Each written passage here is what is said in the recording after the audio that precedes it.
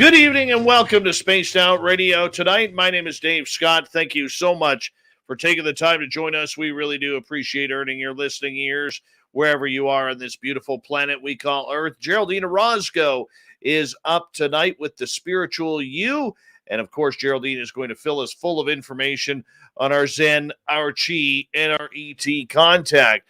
I'm so glad to have her back here tonight, because that's what we do on this program. Before we bring the lovely and talented Geraldine in, and trust me, her hair looks fantastic tonight, I want to say hello to everyone in our chat room so far. Let's say hello to Race Fan in the gold medal position. Downshift takes home a silver. Jack Clark with a bronze medal. There's Sonny from Paranormal Chop Shop. Yep, he is signing autographs after the show as Dave Scott Jr. Line up to the right of the studio. To the right of the studio. The gorgeous Cosmic Floor, Grandpa Hall and Nicola, how are you? Spooky Morales, what's going on? Nice to have you here. As we continue on with the roll call, we have the Ronald Penton, everyone. The Ronald Penton. John Swan, good to see you, my friend. Luscious Jules, Todd Purdon, good to have you all here as we continue on. There's Rooted in Gorgeous Sacredness. She will be signing autographs after the show. Line up to the left of the studio. To the left. All right. Worsley's here. Awesome Ann Palmer. Lovely Linda Thompson. There we go. We're getting better looking each and every name I read. Thank you, Linda, for kicking off the super chat tonight. Very much appreciate your support of SOR. Lazarus Project, how are you, buddy? Millennium, how you doing? And there's gorgeous Ann Celine and the lovely and talented Becky Belling. Yes, she says hi, SOR. Hi, Geraldine. Moving on, there is gorgeous Helena. Welcome back again. And who else do we have here? Toe Tag. Nice to see you. Eddie, good to have you back. Ufologist, Fidgety Aura, Derek Edwards, Roy the Boy, good to have you all here. Richard Elmore is here. He likes to wave, so make sure you wave back. Zochitli, how are you? I always butcher your name, and I apologize. I really do. Exo Chittle. Ms. Paez, or Paez. Ms. Paez. Let's just call you that. All right. Wayland, what's happening? Jake Davis, welcome to our chat room. The lovely Stone Hobbit, Grey Wolf Paranormal, what's happening? Ozzy, oi, oi to you. What is happening down under, man? Let me know. And there is the lovely and talented thin Lizzie Borden right there. And who else do we have? Phil Minervino. And Stu Gerson's here. Right there. There's my buddy Fapster. There he is. Yep. You can land a helicopter on the sides of his head. Grandmaster, what's going on? Fedora-wearing John Hudson. The lovely and talented Jennifer P. has returned. The gorgeous Nicole Perron. If we go the French way, if we go English, Nicole Perrin. What is happening? Chad Smith is here. The Chad Smith. Hi, gorgeous Shar. How are you? Lovely Science Melinda from Australia. Good to see you. As we continue on, there's Kevin. Yancey, how's it going? And who else do we have here? I think we're... Oh, the lovely Jenny has returned. Yes, the lovely Jenny. Sonny, you know you're signing autographs after the show, right? And you never messaged me back on Facebook. You never did. I'm heartbroken. But hit me up. If you're up later after the show, hit me up. If you want to chat tomorrow, hit me up. Whatever works for you, buddy. I got an idea. I have an idea. Yes, it's going to be a good idea. Advocate for Peace, good to see you. And who else we got? Sweet Donnie D has returned. Vanner Smith says, I am here, Dave. You can start the show. Okay, let's do it. The lovely Oracles and Beyond. What is happening? We've got about 30 seconds. You should see Geraldine today. Look how beautiful she is. Look how beautiful. Yes, there she is, getting all ready for tonight's show. We got 27 seconds, and let's see here. What can we talk about? Oh, yeah, the Super Chat is a great way to support what we do on the show on a nightly basis.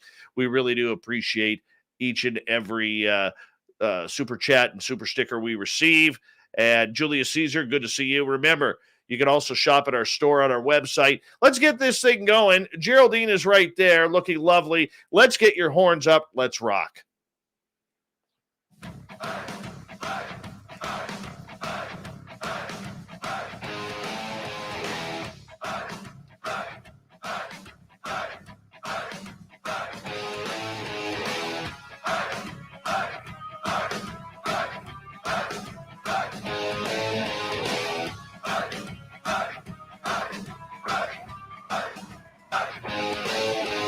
From the mountains of central British Columbia to you listening around the world, this, my friends, is Spaced Out Radio.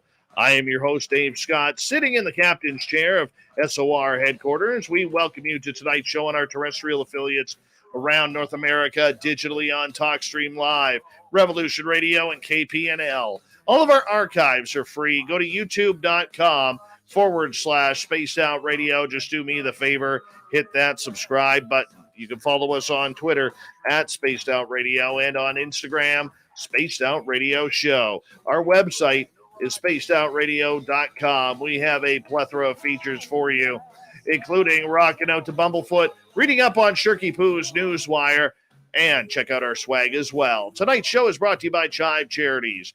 Help make the world 10% happier by visiting Chive Charities today. You can find them on our website. Yes, it's that time of the month once again where we head off to San Francisco, California, and Bay Area Meditation's Geraldine Orozco. She is a monthly guest and contributor on this show, and we absolutely love her. Why?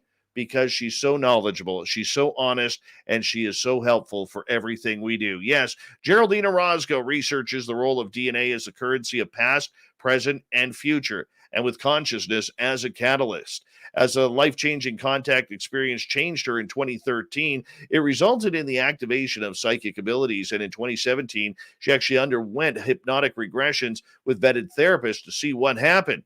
Well, a lot happened. A lifelong history of abduction, participation in human hybridization.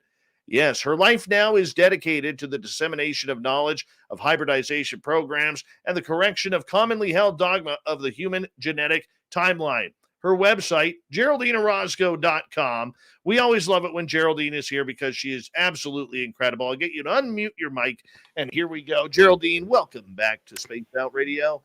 Hi, everybody. It's such a pleasure to be here. So great to be here with you, Dave, and everyone in the chat. Much love. Much love to you as well. I can't believe a month has already flown by. Yeah, me too. It's been so quick. This one went by so quick. No kidding. No kidding. You know, I'm having a great debate. Uh-huh. All right. Now, normally I do not talk anything Christmas before Remembrance Day up here in Canada. But I'm having a great debate this year because for the last 20 years, I've always had a real tree. You know, I like going into the forest. I like putting on, getting some hot chocolate and going into the forest and cutting down a tree that suits my wants and needs at this tree farm that we have here. And last year, they didn't have a very good selection. Mm-hmm. So I'm actually debating with myself, do I go with a real tree in 2021 or do I go and buy myself a fakie? I don't know. This is the debate that is hurting my head tonight. Wow, that's an interesting debate. What are the parameters of what are we looking at here to make our choice? Well, there's always the nice, beautiful smell that a real tree gives off. Mm-hmm. All right. There's always the beauty of it. The satisfaction that you went out in the forest and you found this beautiful tree that becomes a part of your family and your family history. It's part of the adventure rather than just going down into the closet or the storage room and grabbing a box that has a fake tree in it. You know what I'm saying? This is a big debate for me. Big debate. Are we considering sustainability and nature at all in there? Well, these trees are meant for Christmas. Yeah. Yeah. I have a lot of trees around my area. I know. It's so beautiful. So full of so many trees. Wow. I don't know, Dave. I guess you have to see what's the thing for you. I stopped having trees many, many years ago. And honestly, it was a very hard choice because I love having the live trees in my house as well. You know what? I'm going to come bring you a Christmas tree. Oh. A Christmas tree. I'm going to fly down there and bring you a Christmas tree. Not before Remembrance Day. I think it's Veterans Day down there, correct? November 11th? I believe so, yes. Yeah, mm-hmm. Yeah, because up here it's called Remembrance Day. Right, I don't do anything Christmassy before then. That. Yes. So okay, well, if you bring me a tree, I will definitely put it up. Can't say no to that. What if I bring you a real tree? Maybe it has a squirrel in it or something. Great, even better. We'll foster the squirrel here. A little additional pet. Well, this is your second to last episode before the end of the year. Yeah, and yeah. and because of you, our spiritual audience has grown, and I thank you for that. Another incredible run in 2021 here, and we'll talk more about that in next month. But for you, we always have new listeners coming on in. Do you think I always get you to kind of re-describe yourself, but I'm going to change that tonight. Do you think that you were chosen to do and take this path, or do you think that you fell into this path of helping others? Not at all. I think that my primary purpose is first to heal myself, and then hopefully live as an example in that.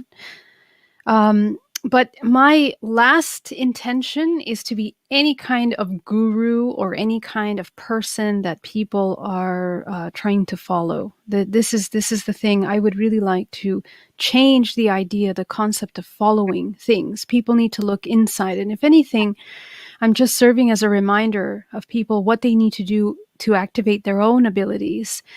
Just because of my contact experience and then having those intuitive abilities activated, there was work that was put into that in preparation. There was training in my own mind, meditation for hours and hours that went into that.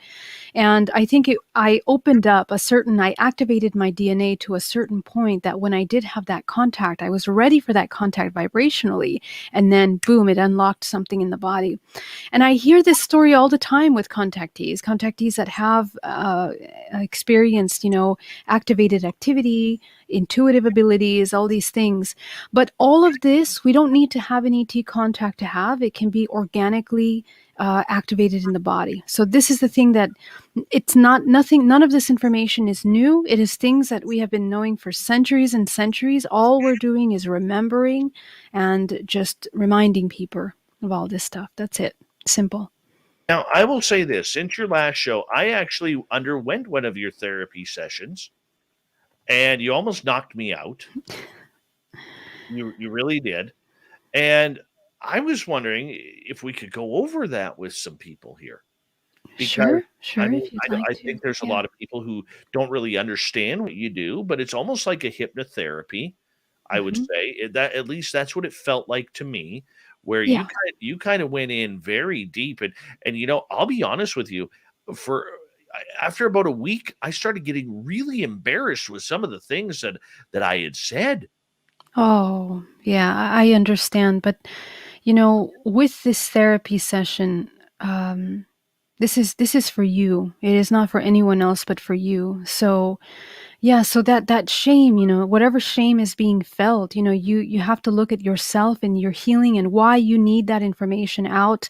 You need to listen to yourself and what you said and listen, because your own wise self gave you some very interesting information there for you. And it's the same with all my clients.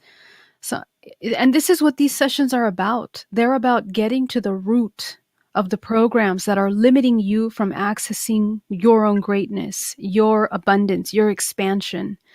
So some of those topics can be things that we have been hiding from for a long time, things that are very tender and sensitive to us.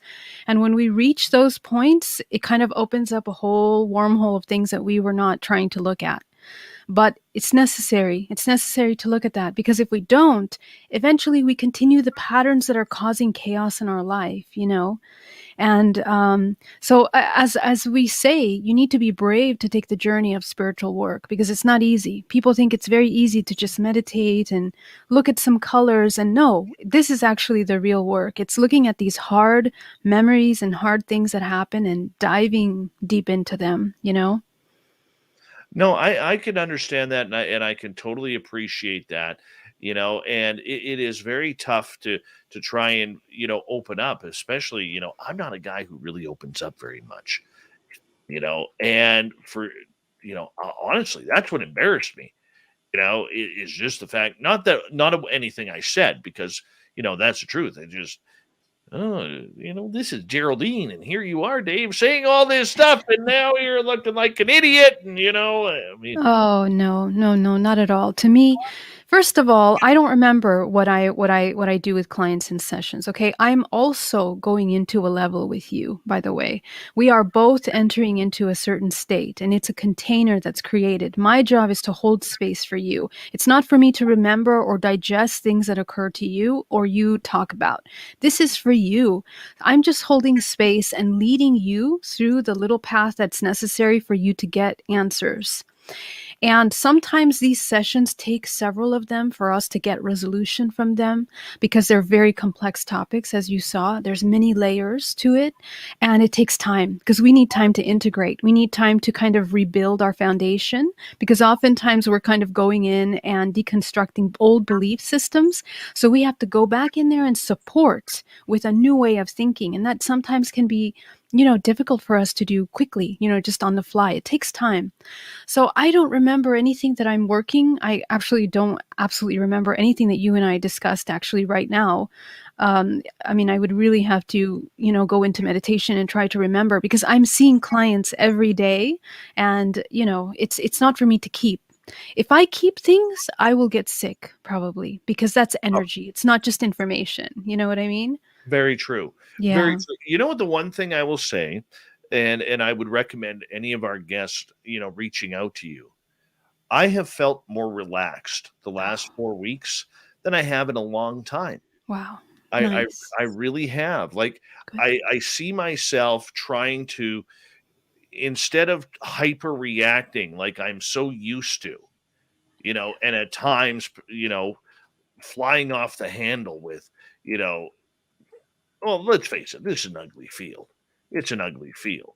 And I'm trying to take that step back now to try and relax and formulate a thought, process the information a little bit more rather than going deep under, and just going typical Dave, which is what I normally do and that's what I rely upon. But now it's like, no, no, no, how can I take this? What can I find for an easier solution? Mm, You know? beautiful. And I don't know whether that was the plan or not to come out, but that's what I got. That was definitely the plan and the hope. It's so that we treat ourselves with more compassion and more love. So if that is what you're doing in your own words, that's amazing. That's incredible. Yes, I owe it to you. I owe it to you. Congratulations. GeraldineOrozco.com. It's all you, my love. Thank you. Thank you for Well, that. no, it's all you. It's all you. I'm just some Canadian guy with a fantastic beard and hair, but that's about it. Well, That's that too, yes. you know, but I'm going to be honest with you. I was skeptical right at first about everything. What the Sam hell just happened here?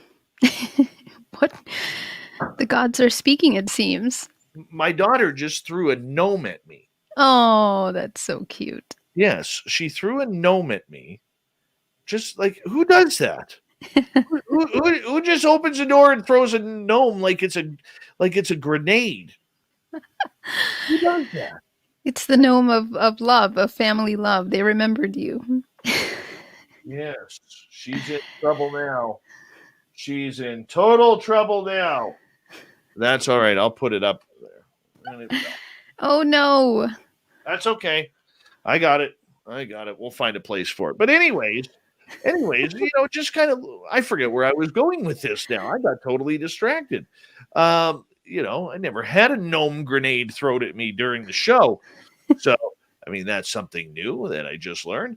But all right, let's get right into it here. Like with the meditation and everything that we did on that date, and the fact that I left our session, and our session was almost 2 hours, Yeah. and I left that, kind of feeling rejuvenated, feeling more forgiving, feeling more human again.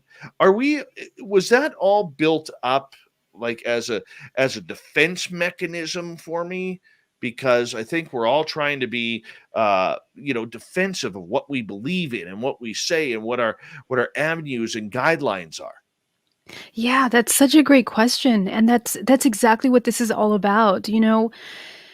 this is the ego death that is so difficult for many people to experience. And for those of you that don't know the kind of work that I do, it's called DNA reprogramming. And what we're doing is we are following the emotions that we most feel throughout our day. It can be in a week, in a month, and we follow them back to the root to understand the programming that seeded that kind of response in our everyday life. And so what happens is that we begin to unpack memories, and we look at these memories and we begin to observe them from a higher perspective, meaning that we can see a broader perspective of what occurred, and understand that we're removing ourselves from this limiting perspective of what happened into a broader. And that is what helps healing, because we begin to understand ourselves, the role that we played, the role that other people participated in creating that experience.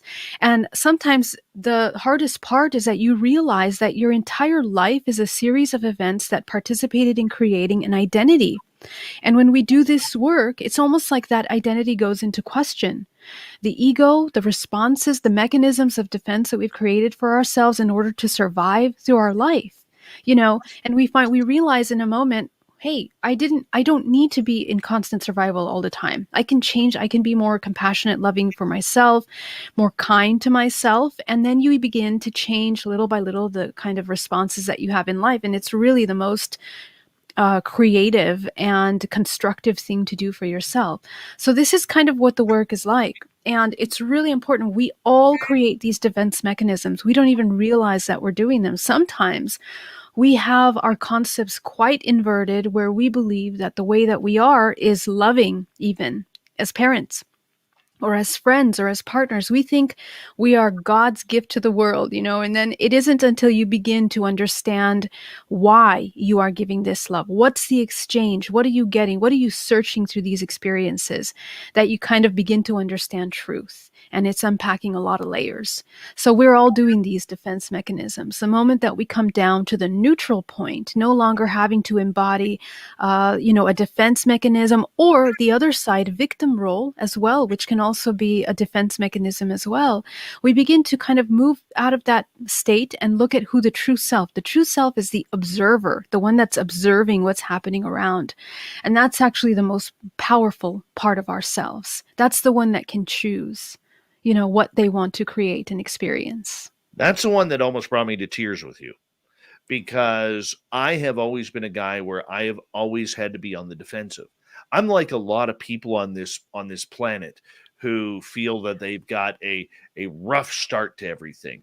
I'm the guy where even if I'm not around, I'm the dude who gets blamed. I'm the dude who gets picked out of a crowd, to get sucker punched. I'm the dude who is the one who is just always the finger points at that. Yeah, it was him, or that just blame Dave for everything. That's in my everyday life. People here on the show don't really see that. A lot of people will say, well, that's karma, or maybe you are doing something. Have you checked into yourself at what you're doing that is causing that? Oh, I have a lot, but that's the one that damn near made me cry with you when we were doing our session, because I literally am worn out. And a lot of people are worn out, from always feeling that they have to take the blame or responsibility. Right. And sometimes when you begin to look at these memories, you begin to realize that the other person doing this to us, that we believe, is in just as much suffering and dilemma with their own ego, with their own troubles, with their own traumas as we are.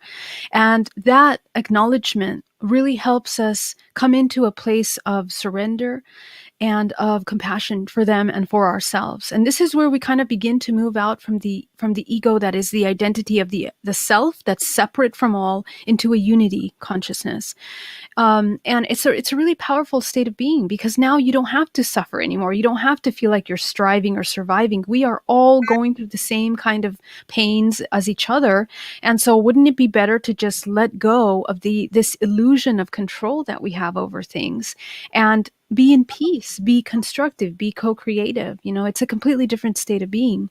Yeah. That's amazing. How do you deal with it? Same as you, Dave. I do the exact same thing. When I'm feeling negative emotions, I sit myself down just like we did, and I follow the emotion. And there are times that I sit there for quite a few hours sometimes, because it's amazing. It's amazing how we construct these ideas, and and they become so convenient. Sometimes these ideas become defense mechanisms in order to not see truth. The problem with doing this over long periods of time, like our entire life, is that it really becomes an identity and we can't see anything outside of our experience. All we can see is our own pain. So the more that you try to do that as it comes up, the easier it is to move out of that identity immediately, And what it all comes down to is love. We are seeking love. We're seeking love through everything that we do. And that's something that's very hard for some people to understand what love is. Love is not the emotion, the romanticism. That's not what it is. It's a life force. It's the essence of yourself and the understanding of yourself in this vessel, in this story life that you chose, and to be able to choose compassionate choices to walk you through that path, through that journey. And that's kind of what we want to acknowledge every moment of our day, so that we're not in a state of suffering and survival all the time. And we can very easily go into that. We forget. This is part of the hypnosis that we talk so much about. So many things in our society are causing us to just disconnect from difficult emotions, because it's much easier to go watch a movie or to go look at what's on social media, look at other people's suffering or laugh at other people, whatever it is to distract us from the things that are really happening to us. And this is where we end up being automatons. This is artificial intelligence in the making. We are completely mind controlled by the things that are being shown to us on TV, on social media, everything. So the disconnect from that can be very difficult for people. They literally have to go through a mourning period where they're no longer stimulated by things that are outside. Now they have to address the internal emotions, and those can be very hard sometimes. So it's sitting with the emotion, feeling the emotion, and understanding what's underneath there. That's the important thing. Trust me, you kicked the crap out of me in a good way. And it made me open up my eyes. It made me open up my eyes a little bit. Wow. It really did. And I don't know whether it's for the good, the bad as of yet, because I think it's still quite fresh and new. But I like this new outlook that I'm trying to succeed with now. And that is take your time. Instead of flying off the handle, take the time. Don't always try and get your nose into things and all that. Normally we don't take questions until hour 2, but I think we're hitting some sensitivities with a couple members of our audience. So when we come back from the break here at the bottom of the hour with Geraldine Orozco on the Spiritual You, we will actually start taking some questions from our audience. If you're on Twitter, if you're in our YouTube chat tonight, on Facebook, you can hit us on up and we will make sure that we get your questions to Geraldine Orozco. GeraldineOrozco.com is her website. The Spiritual You happens at the beginning of each month here on Spaced Out Radio. And Geraldine always, always, always leads us in the right direction to our spiritual path. We'll be back with more Spaced Out Radio when we return on the Mighty SOR.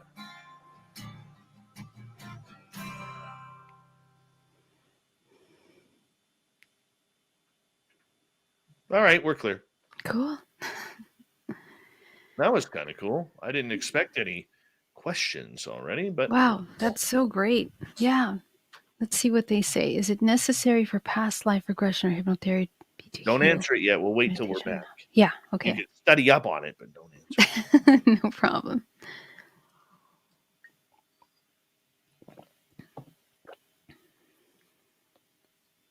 Right. Wow. Yeah, that you beat the hell out of me, to be honest. You really did. Wow, Dave, I mean that in a complimentary way.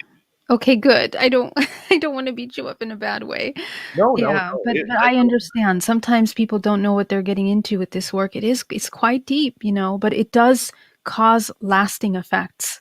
You will learn from it. I would totally do it again. I would totally. Yeah, anytime. I'm here for you. You let me know. Have you heard from Lorian at all? No, I haven't. Have you? I am still waiting to hear if San Francisco is going on. Oh, Oh, yeah. Wow. We're already in November. That's like a few months Yeah. away. I haven't heard. I hope she's okay. I haven't connected recently. I mean, the last time I saw her was a couple of months ago at an event. Well, 3 months ago, this summer.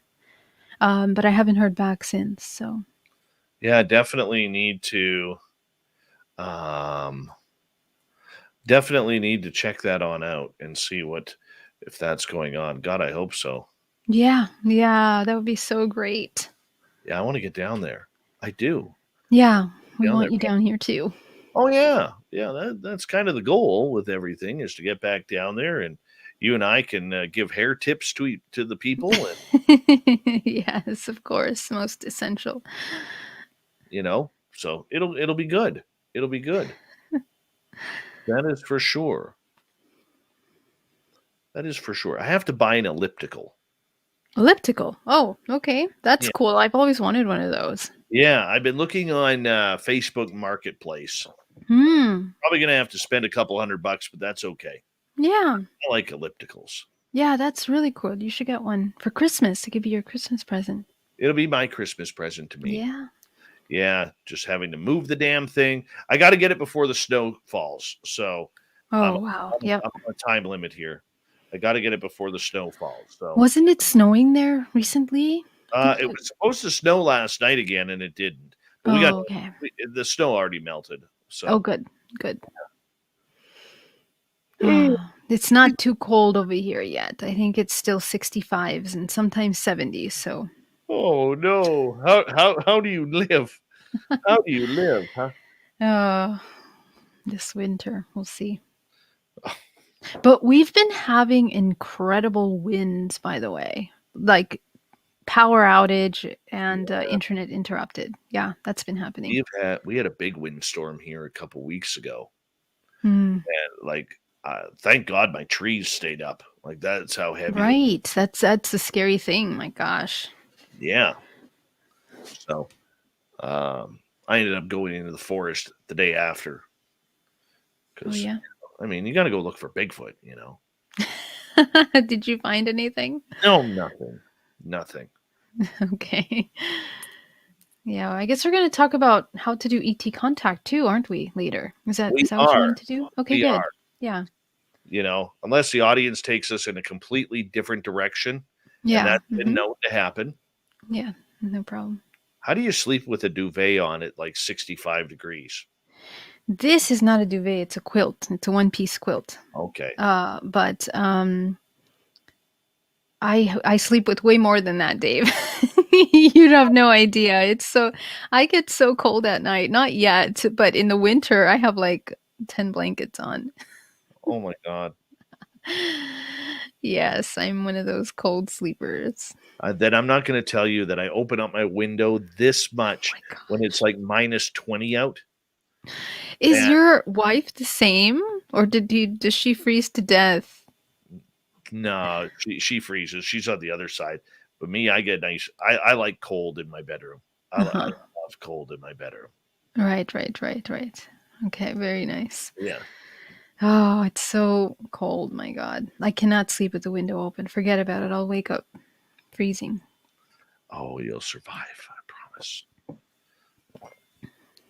Okay, I want to say a big thank you to Toe Tag, Spooky Morales, Reverend Keith, Ozzy Ange, and lovely Linda for the amazing super chats. It's a great way to support what we do on this show on a nightly basis. So thank you so much for your love and support of SOR. Remember, you can go shopping at our website, spacedoutradio.com. Get yourself some very cool swag.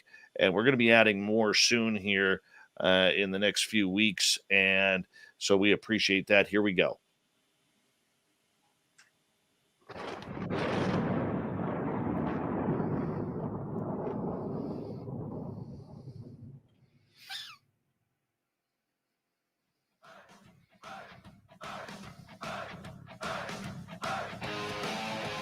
Second half hour of Spaced Out Radio is now underway. My name is Dave Scott. Thank you so much for taking the time to join us. We really do appreciate it. Want to remind you that if you've missed portions of this show or others, check out our free archives by going to youtube.com/ youtube.com/spaced out radio. Do me the favor, hit that subscribe button. Our website, spacedoutradio.com. We have a plethora of features for you, including rocking out to Bumblefoot and reading up on Shirky Poo's Newswire. Check out our swag as well. Follow us on Twitter at Spaced Out Radio and on Instagram, Spaced Out Radio Show.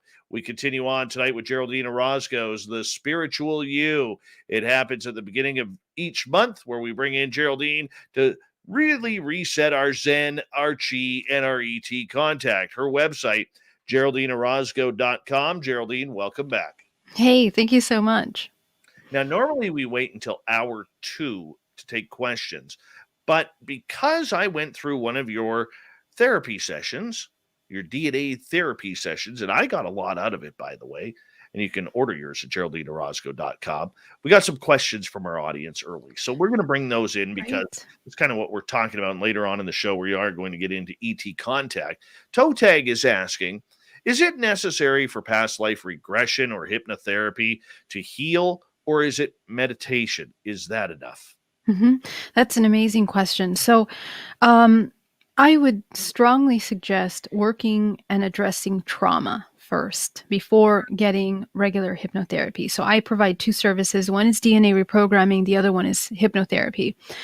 In DNA reprogramming, it is actually deeper, more, how should I put it?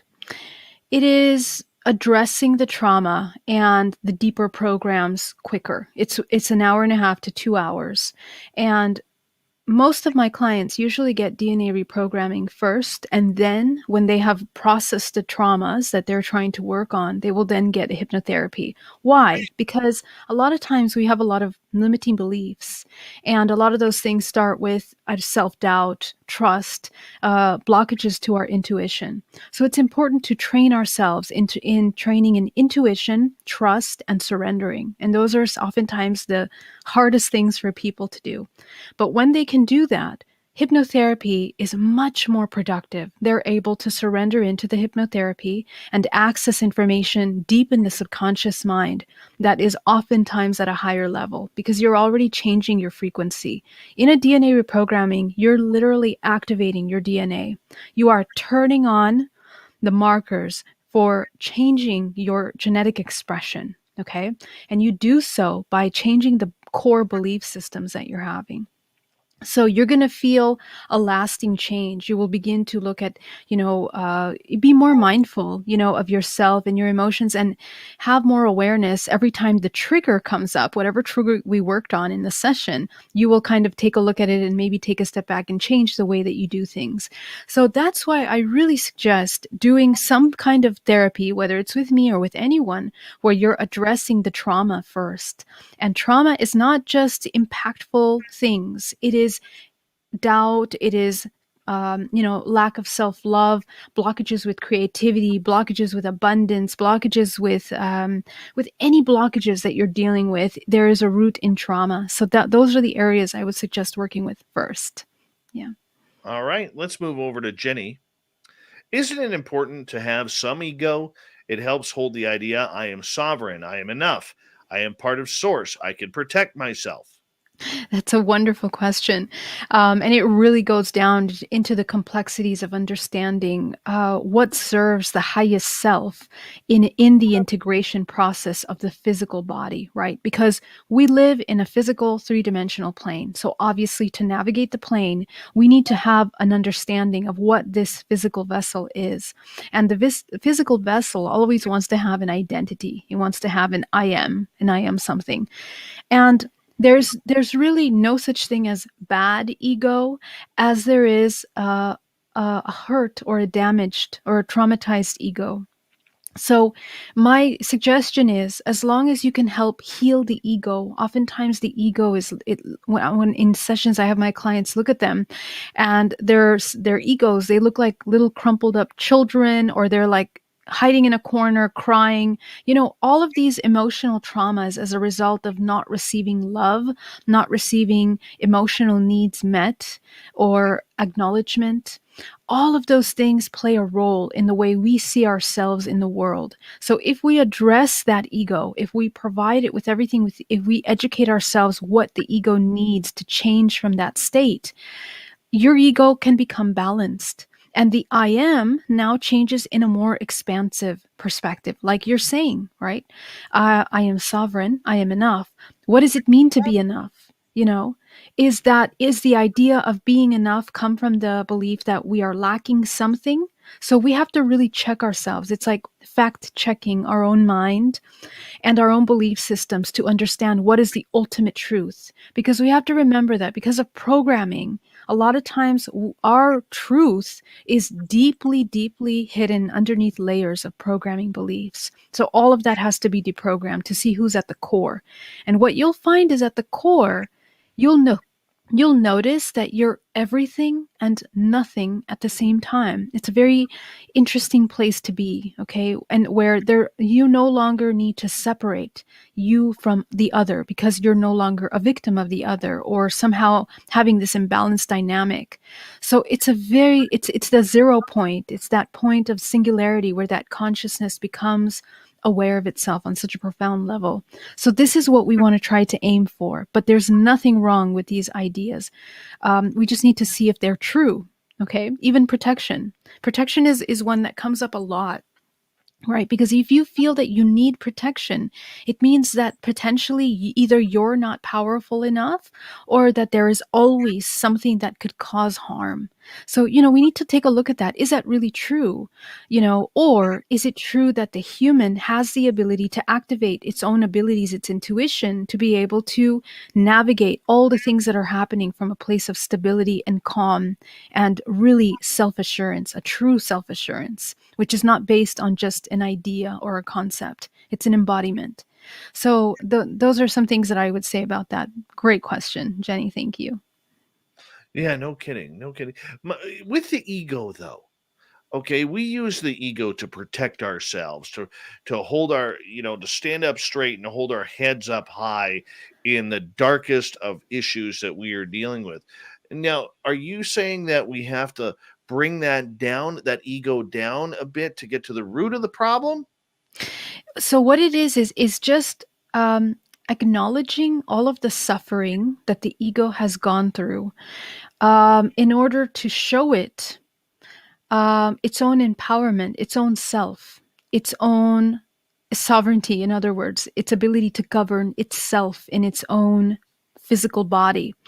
And the thing that is the hardest for most people is to reach a point where you're letting go of identities. Because the problem with identities is that you're stuck in a category, right? The identity is I'm strong or I'm powerful or I'm wise or I'm whatever it is, right? You're stuck in that category. And so you're defining yourself. Any definition is a limitation, okay? And we are actually unlimited. We are infinite consciousness. And we can thrive and have a healthier and more abundant life when we begin to live in a more abundant way of thinking, like we're infinite. Okay. We also begin to move out of the idea of separation, myself and the other, and start seeing ourselves as myself and all, as one, as opposed to separate. So this is actually a more compassionate way. And for those that have seen these other realms, you really begin to see that it is potentially a truth. We are literally organism within organism within organism that is co-creating. We are interdependent. We're not separate from anything.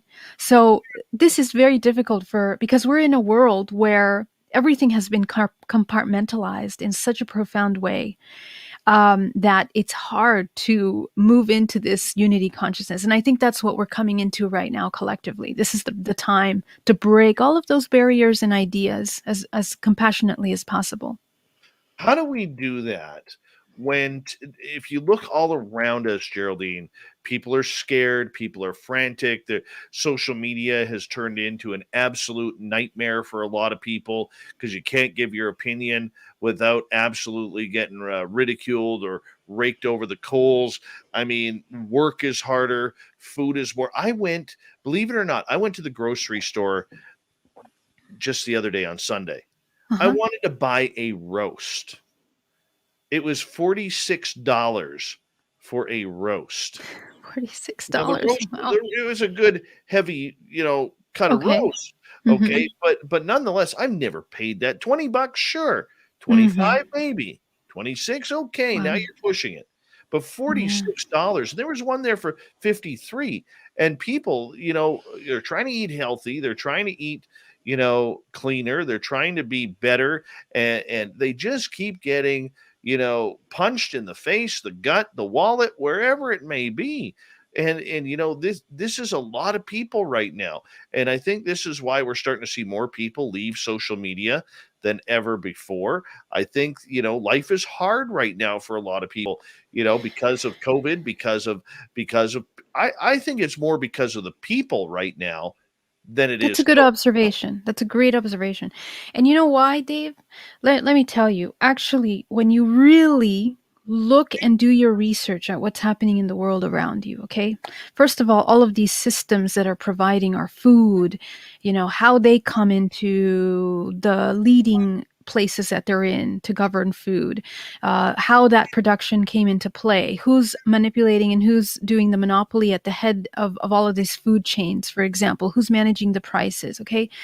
Something interesting is occurring in our reality. It's this idea, it's like a phenomena that we are fed a lot of negativity from many different directions, and the primary source of that negativity is the internet. It is this media, this intelligence that is feeding into the collective an idea that we are completely helpless, that we are not sovereign, that we are completely dependable, that we are having to strive and be in a constant state of survival at all times. So this is where in my awakening, I had to really take a look at that, because I was so angry with everything. I was like, you punks, how can you do this to us, to the point where we are victimized in our reality and we feel that everything in life is survival? There's no joy, there's no family, all of this is kind of a lie. So when you start deconstructing those things, you begin to realize that we are being fed a lot of this. And when you step outside of those things, we can actually create a family nucleus that is safe, that is in harmony, without being fed, without feeding in to those belief systems that are being manufactured for the purpose of putting people in a state of survival. This is something that we need to break in our minds.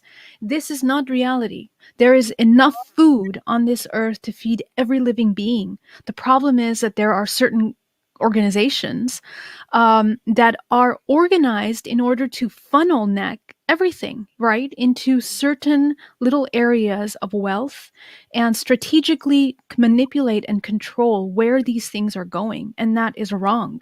That's wrong. That has to change. It has to end. But we, the consumer, have to say that that's wrong with our dollar. We have to say that it's wrong with where we put our energy, our time, and our effort. And that's why the more we pull away from these things that are toxic, like the news, the 6 o'clock news, we can begin to kind of take back our energy, because everything is energy. We need to remember. And a lot of our energy ends up going into survival, into feeling helpless, into being victimized by these things that are actually not really true until we understand what's happening. So it also has to go with a change of life, right? And I think this is something that we're all kind of realizing now. Being dependent on these systems that are providing us food is no longer sustainable, because their interest is not in our well-being, it's not in our health, it's not in nutrition. It's all about money. So you can't expect to be well fed in a society with this kind of thinking. This is wrong.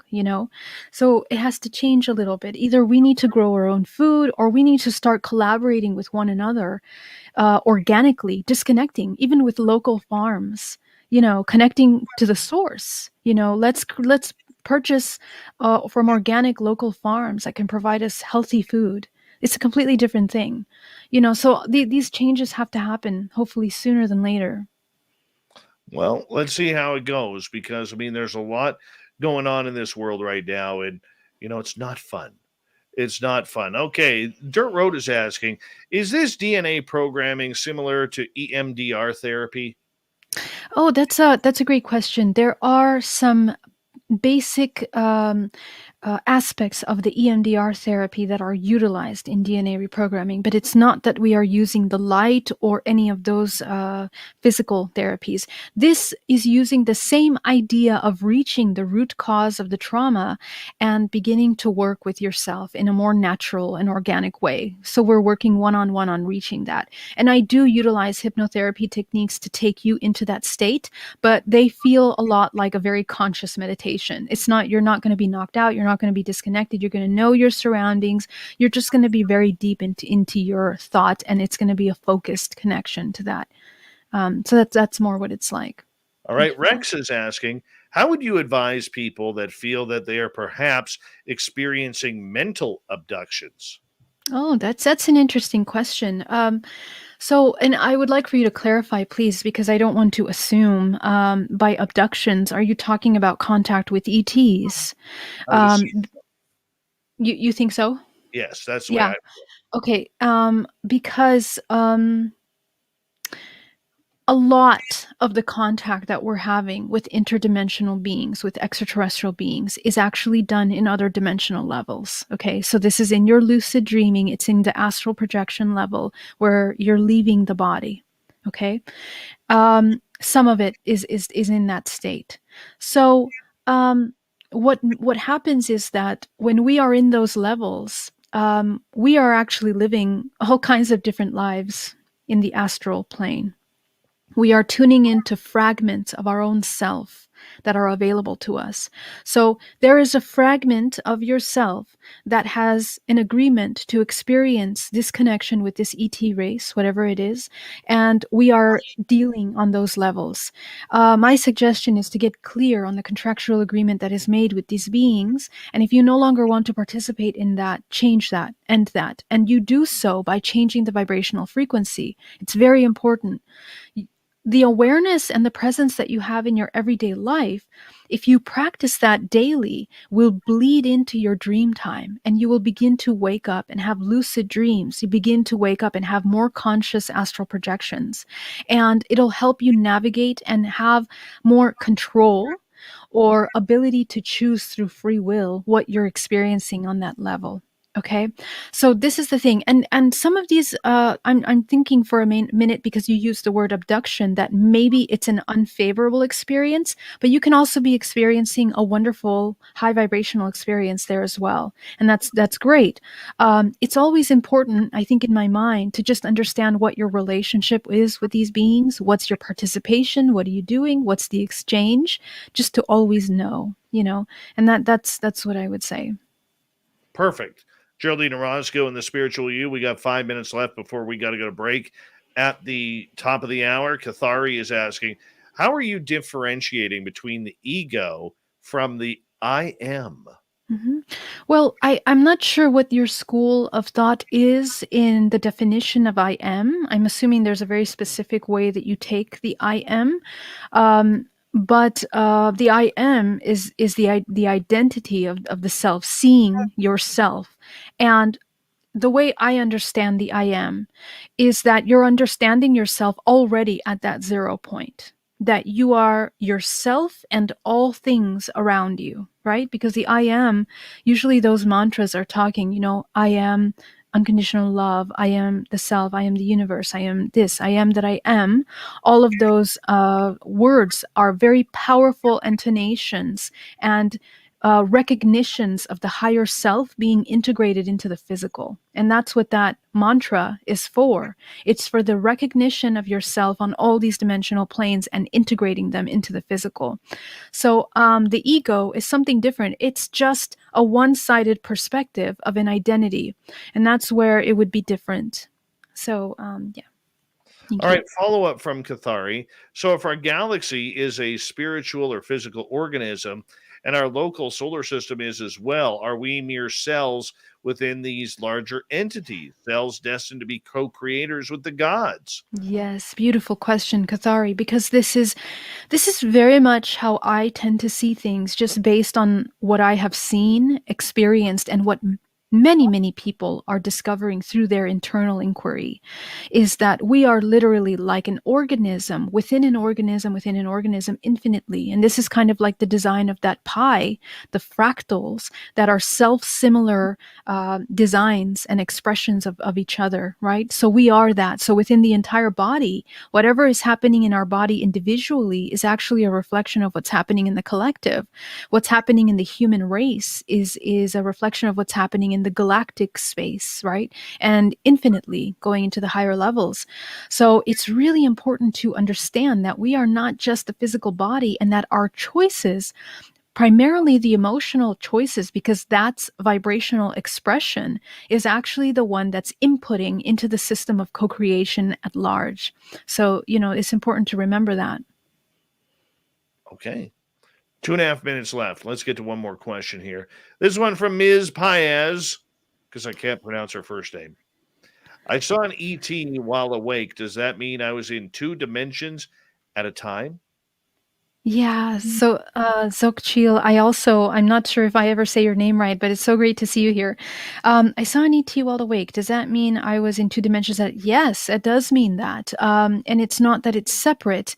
We are constantly moving in and out of dimensions. So it means that you raised your vibrational frequency to a certain level where you were able to see that through the veil, right? Through this idea of a veil. So yeah, that's amazing that you're having conscious experience. That means that you're training your intuition, you're activating your DNA to be able to see things beyond just the physical limitation of things. That's amazing. Really? I would have never expected that. Yeah, when we see things in the physical, especially these kinds of beings, because you have to remember that these are beings that are coming from other dimensions, right?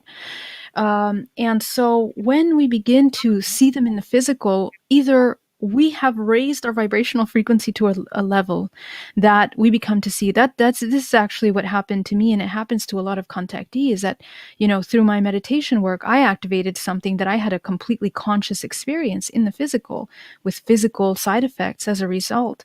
So there is a shift in vibrational frequency, and oftentimes when you're done interacting with them, you have raised or activated more parts of yourself as well, because there's a transference there that is occurring.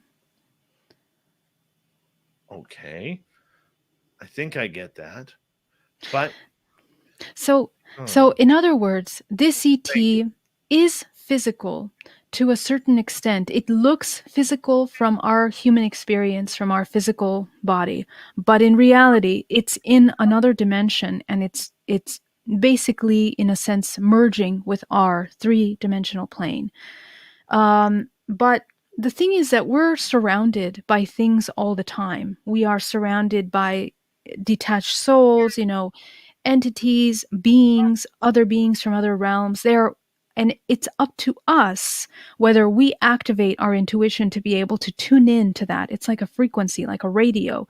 When you go to the right radio station, you can hear things, you can see things. This is what that's like. right. So this is what's happening here, is that you are literally tuning in with your vibrational frequency in order to experience something. That's why raising the vibration is important. And this is what all CE5s and all kinds of people that are promoting contact, they always say, you need to raise your vibrational frequency. You need to come into this either state of love and call it forth. Well, let's raise our vibration through the commercial break here. Geraldine Orozco and the Spiritual You. We're going to shift gears to ET Contact.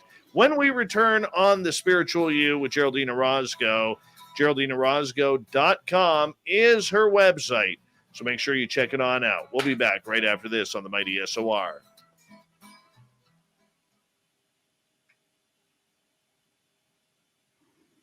And we're clear. Great. I'm going to be right back. Mm-hmm. Xochitl. Is that it? Xochitl Paez? Do I have it right? Please let me know. Xochitl. I like that. There needs to be more X's in our names.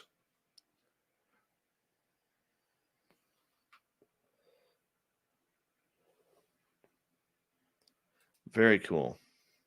Very, very cool.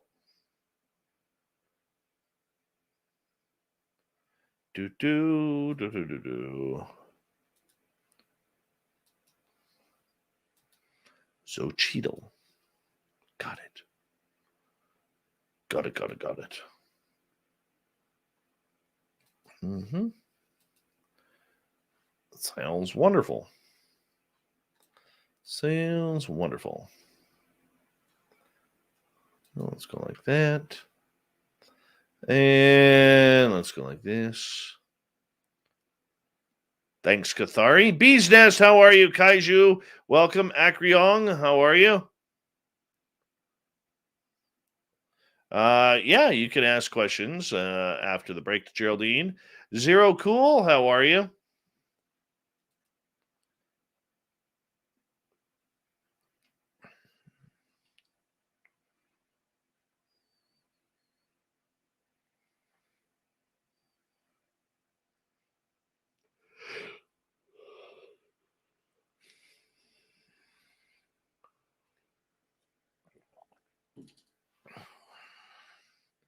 I have had 3 apples today, and I'll have an apple after the show. That's my post-show go-to right there. Yanni. Apparently, I am Yanni.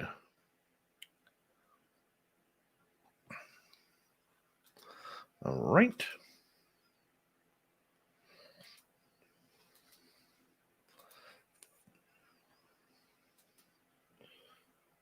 Tomorrow night on the show, we have Lisa Broderick. Yes, all the time in the world. We're going to talk time, how it affects each and every one of us, and yet it's not real. Susan Lynn Schwenger, how are you? I can't eat pumpkin seeds right now in my diet. Oumuamua, what is happening? Mm-hmm. I hate pumpkin seeds. Anything to do with pumpkins. The whole pumpkin spice latte fiasco, that's just ruined pumpkins for me. It really has.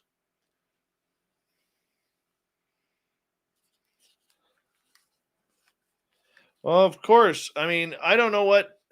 Yeah, Zero Cool. I could go off on that.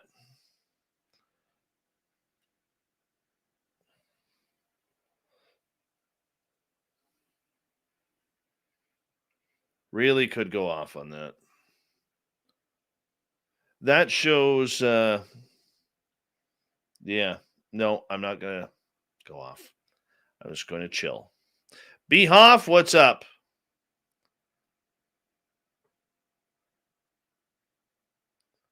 Oh, yeah. Cathari, you start serving, man. The bar is open. Yes. You got some natural flow to your hair tonight.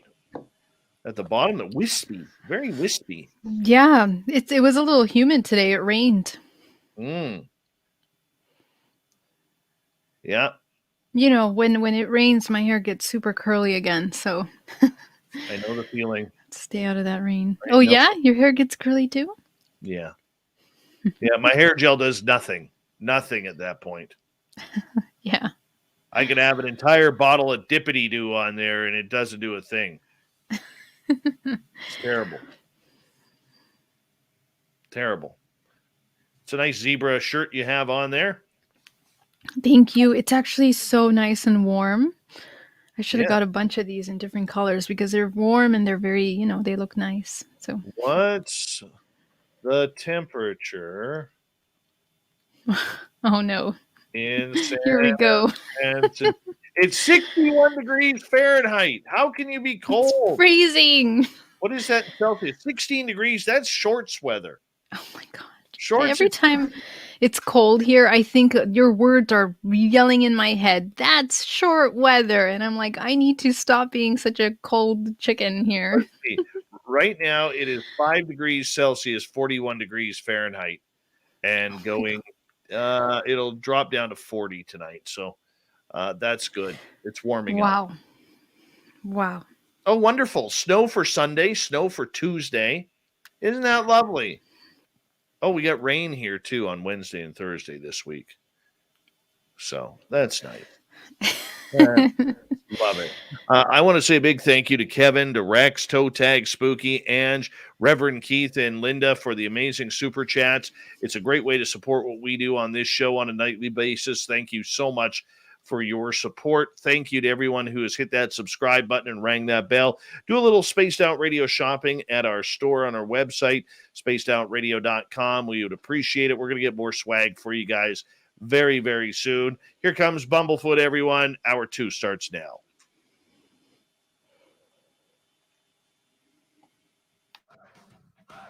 You're listening to Spaced Out Radio with Dave Scott.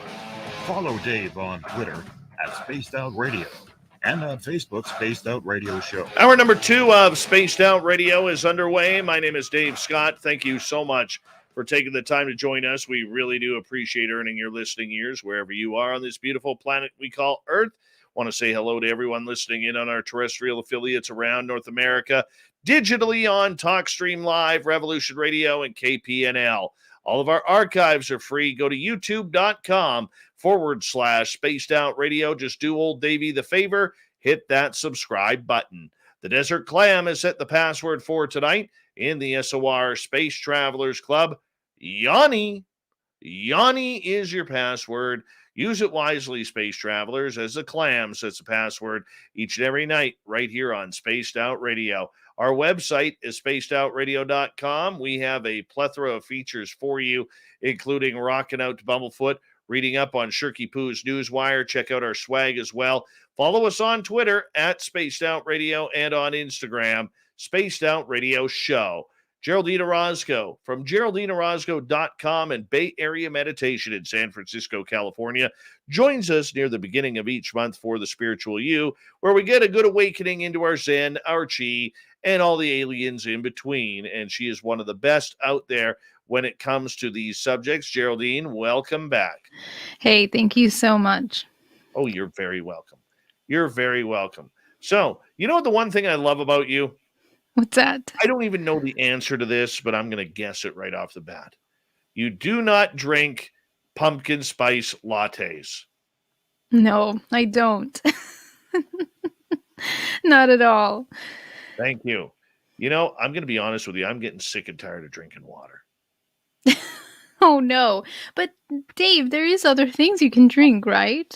No. What about fruit juices, veggie juices? Not allowed. I can do the gross stuff. Oh, come on. You just have to have the right recipe. Yeah, no, there's some pretty grotesque stuff that I can drink here. Oh, juice cleanses are amazing. I've done those a couple times, and your skin is literally radiant after you're doing that. It's very healthy, very rejuvenating. Let's see. This is when I'm allowed to drink. I'm on the GI diet right now. Okay? Ah, okay. Because I'll be honest with you, I went for a physical, and my doctor was not too pleased with me. I All see. right, and I don't blame him. So you need the gross stuff then. You really need the gross stuff. So this is some of the crap that I'm allowed to drink. I'm allowed water, okay, seltzer water, which I don't drink. Tea, okay, I'll have the orange pico, but I mean, do you really want to drink tea without sugar in it? All right, herbal tea, that's a no in Dave's life. Unsweetened coffee, I don't drink coffee. Vegetable juice. Okay, I'll have there you go. I'll have a V8 every now and again. Very rare though. Low fat milk. Milk alternatives like soy milk, both of them are garbage. They're out. So literally, I accidentally made a mistake this weekend because I thought I was allowed orange juice. I'm not allowed orange juice. Orange juice has a lot of sugar.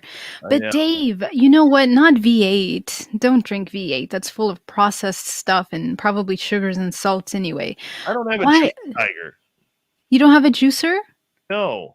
Oh my God. Now I know what to get you for Christmas. Okay. Perfect. I will get you one. No, I don't have a juicer. I don't even know what you put in a juicer. I will give you a recipe that's so delicious, and it's actually really, really healthy for you. It's one green apple, Okay, that's the least amount of sugar. I don't think any doctor would say no to that one. I'm allowed any type of apple. Oh, perfect. Even better. So I can make it even sweeter for you if you Yes. like. So spinach, kale, celery. Celery's amazing. You should do celery juice in the morning. Spinach is a no-go for Dave. Kale and that quinoa crap that only should be fed to reptiles. Quinoa. Oh my gosh. How dare. Yeah, That's the best stuff. No way. No way. Maybe you just need a different recipe though. Well, I'll tell you this.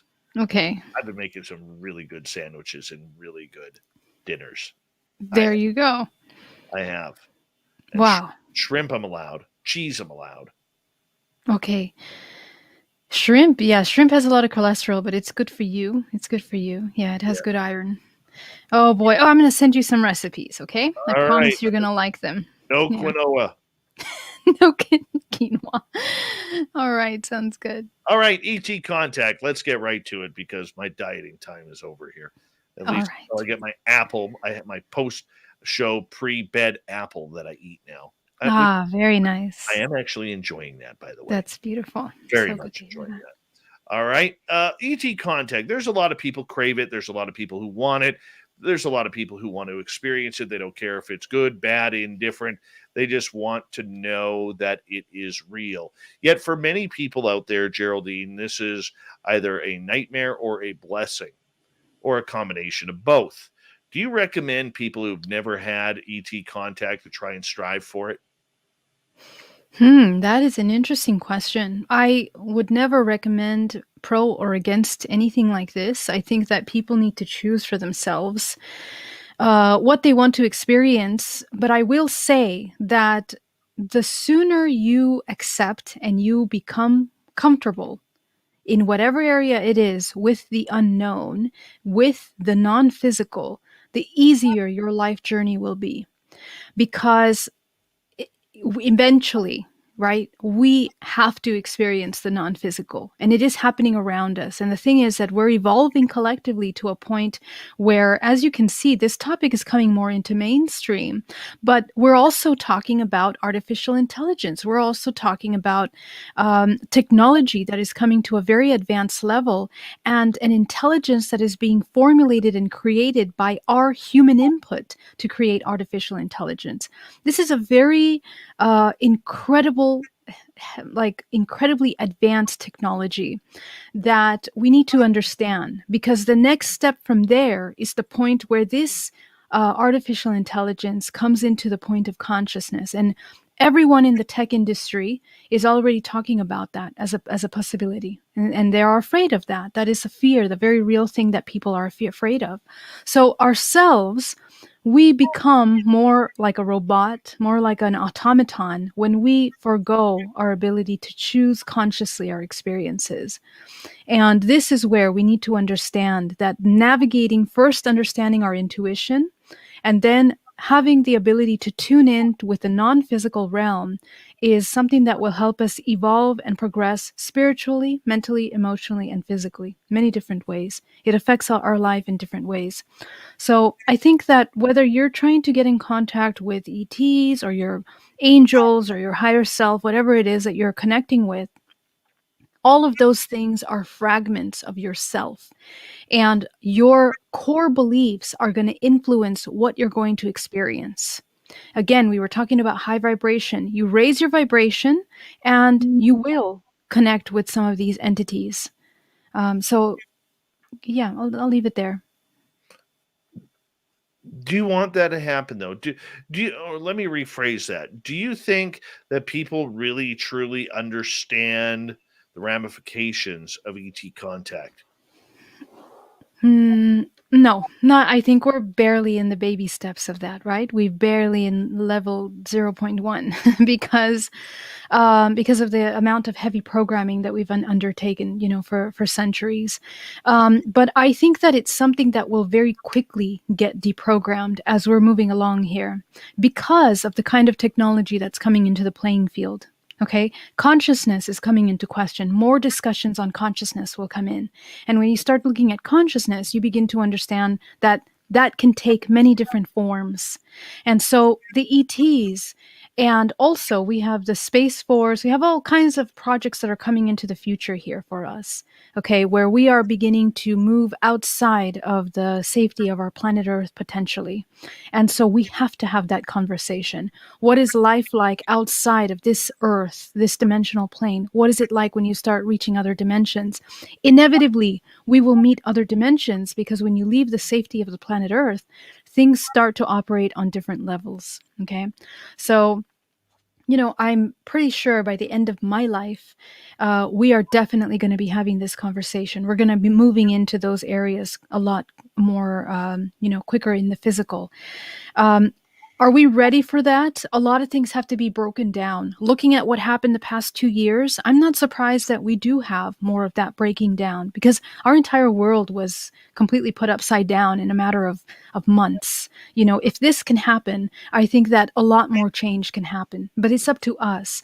So as long as we have the inquiry and the invitation to train ourselves in our fear, to manage our emotions, we can go into these kind of unknown realms from the safety of our own body and experience it from our vessel with our perspective. That's the safest way to experience these things, rather than someone imposing anything upon us, No, I totally get that. But I think a lot of people who will sit there and say, look, I just want an experience, good or bad. I need that confirmation for myself in order to know that this phenomena is real. I'm tired of hearing the stories and never having an experience. I'm wondering, is this a Okay. good idea for people to Hmm. really try go down this path? Because, one of the things that I learned early on about this is you get what you wish for. And if you don't Right. put the intentions out there and the positivity out there, this isn't something you can control. It's not like, using teaspoons and tablespoons for measurement. That's right. That's right. He did, and this is where we start getting into the very deeper conversations of what it means to interact with this, with yourself. Because when you're in a state of fear, when you're in a state of doubt, but you're putting the intention out there to connect with this, you're going to be matched with the vibrational frequency of this fear experience. That's how it will manifest, because that's the filter that you can see things at. We can only see things to the level that we can perceive and understand things. So that's a problem, of course. And this is why the invitation is that you raise your vibration to the highest level possible. Bring yourself into a state of love. And from this place, now connect up to these beings, okay? And that will kind of change. But it really goes down to self-mastery, okay? We need to deprogram our trauma. We need to have a handle on our emotions. We need to know what we're thinking. A lot of times we don't even know what we're thinking. We have all these subconscious little thoughts, fears, insecurities running in the back end of ourselves. And they're expressing as language. Maybe they even look very confident. But in reality, the vibrational signature that you have is in a state of survival. We were talking about some of that earlier today, right? So your energy speaks, and your true beliefs are what are actually expressing your genetic code, what you are. That expression is what's matching you to the things that are experiencing outside of you. Everything begins and ends with you. That really has to sink in, because people don't want to believe that, because it's inconvenient, because that means that we have to call ourselves out on our own BS. We also have to be accountable for the way that we feel and think, and that can be very difficult sometimes. I So can go ahead. No, please. No, just to end, I'm saying that self-mastery is important, because from where you're believing and your filter is to the world, it's what you're going to do, what you're going to call in. So, for example, if you wish very strongly to have the contact, you will absolutely have it. But be prepared that your vibration is high, and that once you connect, you can control your emotions in that state, can control your perception. Go ahead, Dave. All right. As we continue on with Geraldine Orozco's The Spiritual You, let's get to a couple of audience questions here regarding Acreon is asking, it's possible to cast any elemental spell here, water, fire, wind, earth. Thoughts about Can't wait to die. Thank you in advance. I don't really get. Elemental I don't really spells. get Okay, this. so If you maybe get it, you're run with it. okay. Maybe you're asking if it's possible to do elemental spells. Okay. Are you into spell casting? I am not, but I do know that people do play around with words, with the power of word and intention. I mean, anytime that we wish something to happen upon someone, sometimes that can happen. So the words are very important. But working with elementals, we're getting into some practices with the earth, and it's something that is real. It's something that people cultivate over time. It's like an alchemy, working with nature and transmuting energies so that you can direct them. It's all part of this idea of Jedi training, or learning how to work with your mind and intention. But the only thing I'm going to say about this, because I'm not terribly clear on what you're saying, is that remember that anytime that we put something out, it's going to come back. Always. It comes back. And there is definitely a karmic enlacement. For example, in South America, a lot of witchcraft and doing these kinds of works are very, very prominent. But if you look at the countries that are doing this, their energy is really, really black gooey substance. It's like really rooted in an inversion of natural laws. So we need to be mindful of that. You don't want to contribute to this. That's all I'll say about that. All right, let's move on here. Another question from Nicola. How can I do that? Example, connect with ETs.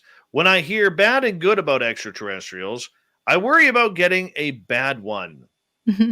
Yeah, and it's the same thing. And again, you need to remember that we're dealing with other dimensional levels. Okay, so the highest level of exchange of experience, experiential contracts, agreements to experience. What's that?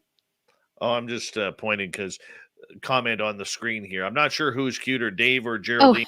They are both so sexy, very grateful. So I was pointing to you. oh, I'll Much point better over. looking. Oh, this way. Here, I'll point over here. Thank you for that. Well, when we're talking about these contacts and these beings that we're connecting with, and we look at things from the highest level, what is more compassionate for the human is to understand that the exchange, experiential contracts, agreements to experience something are done at higher levels and other dimensional planes, which means that fragments of our own self, this can be identified as past lives. Okay, remember, it's all occurring simultaneously. Your past lives are happening now, future lives are happening now, fragments of your ET self is happening right now.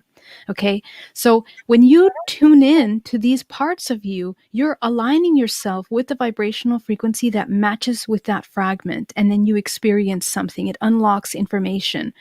This is occurring through your activation of your genetic code, because we are already a cocktail of DNA. All of the species of ETs is already encoded in our genetic code.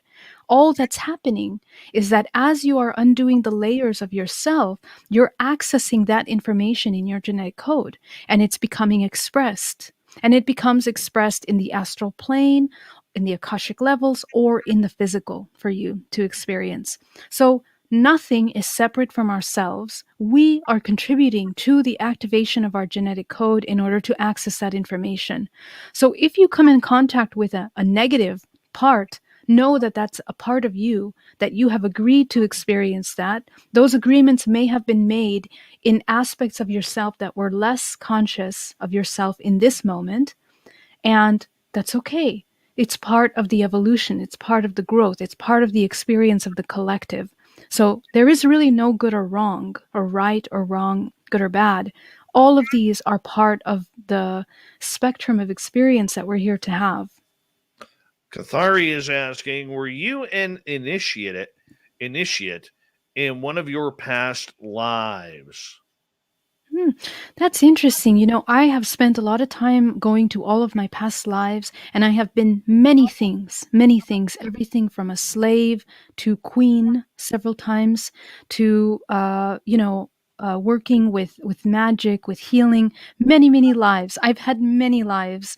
I think a lot of us that are here in this room have had We are all souls, you know. So it doesn't mean so much as to whether you unlock and access that part of you now. I think that's the most important thing, that we are calling forth the wisdom that we have acquired in that lifetime and merge it with this lifetime. I think that's the most important thing.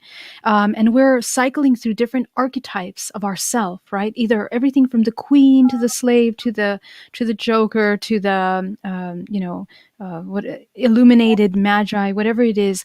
We have all of those as part of the experience of the human on this earth, where we have to go through all of them. So yeah, thank you for that question. NTR Blues, Geraldine, where did you learn all of this knowledge?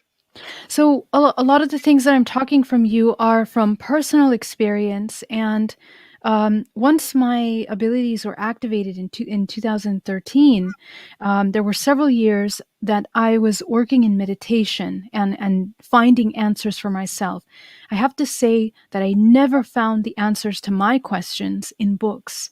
I always found my questions in the subconscious mind through meditation. And I think the reason why that worked is because I stayed away from television. I stayed away from social media for many years. Only recently, over the past, since 2017, am I on social media. And it is very disturbing. It just disconnects you, to your pure connection. But when you connect with your higher self, you have the ability of channeling your information. You access the Akashic records, and that's where you have infinite access to all kinds of things. That's where I learned about the Anunnakis, to the origin of life, to the seeding of life on this planet, to the bloodlines that developed on the earth. This is how I have all this information. Yeah, this is how I got it. Very cool, Geraldine. We got 2 minutes left before we got to go to break at the bottom of the hour. For you, as we talk ET contact, there's a lot of science, there's a lot of protocol that seems to go along with this. It isn't as easy as just, looking up in the sky and saying, hey, you gray little bastards, like get down here and come pick me up. How do you start to make contact in your realm? Okay, so the question that I would invite you to ask is, why do I want the contact first? And your answer hopefully will not be the ego, where it says, I want to have acknowledgement that I'm capable of having that contact, or that I am going to make myself famous because of this contact, or something. That some people have these ideas, that once they make contact, they can have an identity, they will be special. This is not what that's about. To me, it's actually something very, I don't want to use the word sacred, but it's divine. It's part of the experience of the divine human.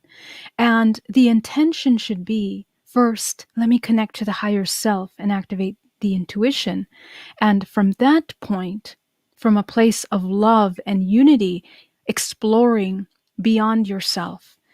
This is where you want to go, because when you begin to explore and question consciousness, question truth, those are great questions to start. What's truth? Is it true that we're the only ones in the universe? Is it true? Ask these questions, go dive deep within. And when you access that point where you are just waiting for the answer will come to you. This is what happened to me, and it happens to a lot of people, that they are seeking truth, and then all of a sudden they have this contact, and it's like shattering all of your belief systems, right? Because now everything that you have worked to create regarding our Earth program has to be completely wiped out. So it can be very difficult for people to go through that process. So prepare yourself, to lose all of what you believe to be true, because this will definitely rearrange those beliefs for you. Geraldine Orozco continues with us here on Spaced Out Radio tonight. GeraldineOrozco.com, The Spiritual You, returns on the mighty SOR right after this break. Stay tuned.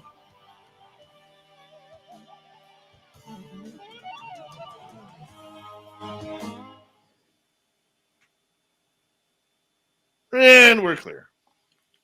Nice. We have great questions tonight. Yeah. JFK, how are you? Welcome from the dead.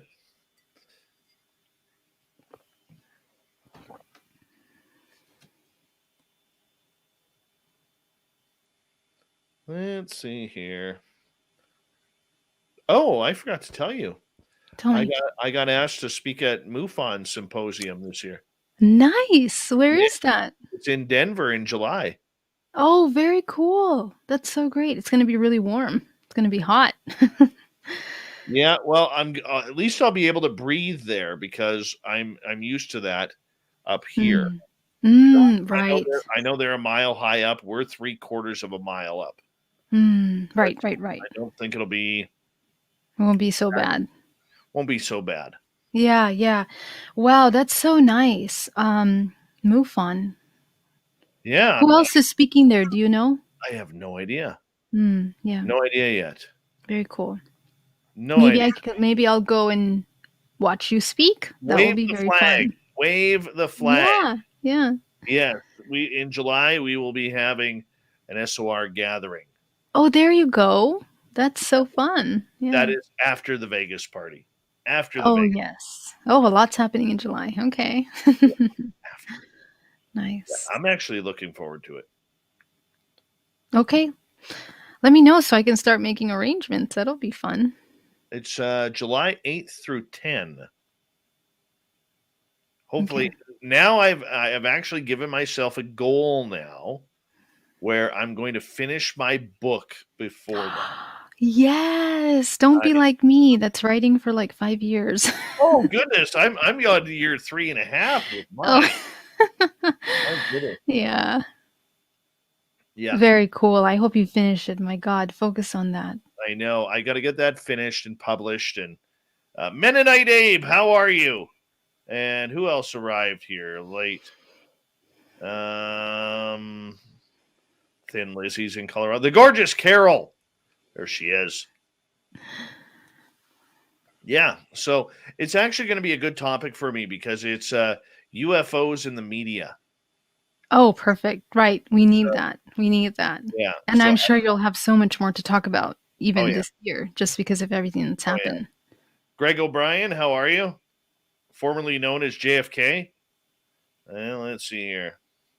Yeah, please, guys, do me a favor. Put your questions in capital letters. It is so much easier for me to find them. Well, let's see. There we go. And what are you going to do? Are you going to self-publish or are you getting a publisher? No, I'm going to self-publish this one. Yeah. Yeah, put it on the website. Everybody can go if they want it. They can get it. I got to get somebody to go over it and edit. Yeah.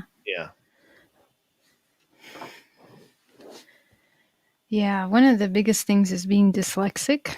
It makes it so hard to write. Well, it's just a struggle, man. Are you dyslexic? Yes, very. I did not know that. Very, very dyslexic. See, for me, my type of writing, like when I was on radio, was always about what you could fit into 30 to 45 seconds. Oh. Right? So it's a different kind of writing. And you have to, like, once I'm done the base, I got to go back and fill it in. You know what I'm saying? Color it up a little bit. I see. Zenzabil, the tentative SOR party in Vegas, I'm looking at tentatively right now, end of April, early May. So that's kind of what's going on there. So, yeah. All right, more questions. Kathari is coming out with a question here. We'll get to that here momentarily. We got about 30 seconds. So just be patient. A big thank you to Mooney, Rex, Toe Tag, Spooky, Ozzy Ange, Reverend Keith, and Linda for the amazing super chats tonight. It's a great way to support what we do on this show on a nightly basis. So thank you so much. Really appreciate it. Don't forget to do any shopping that you may on our website, spacedoutradio.com. Check it on out. We would appreciate it. And we got like 20 seconds left, so we can just stare at how beautiful Geraldine is. I make her a little bit uncomfortable. That's great. Oh, yeah. How's your son doing in guitar class? Wasn't he taking guitar class? Yeah, he's still How's going. that? Fantastic. Hold on. Okay.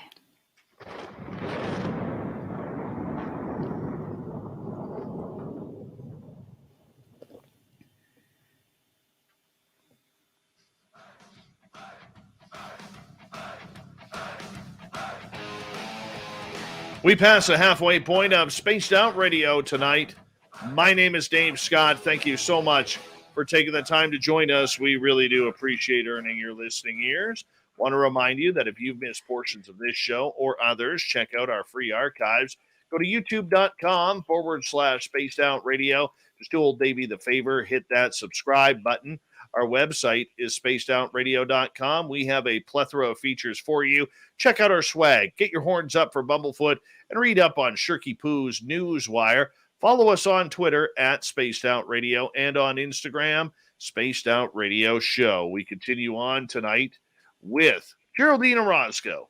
Yes, she comes in once a month for The Spiritual You, her website, GeraldineOrozco.com. We're kind of all over the map tonight on everything from ET contact to spirituality. We're going to continue down those roads right now.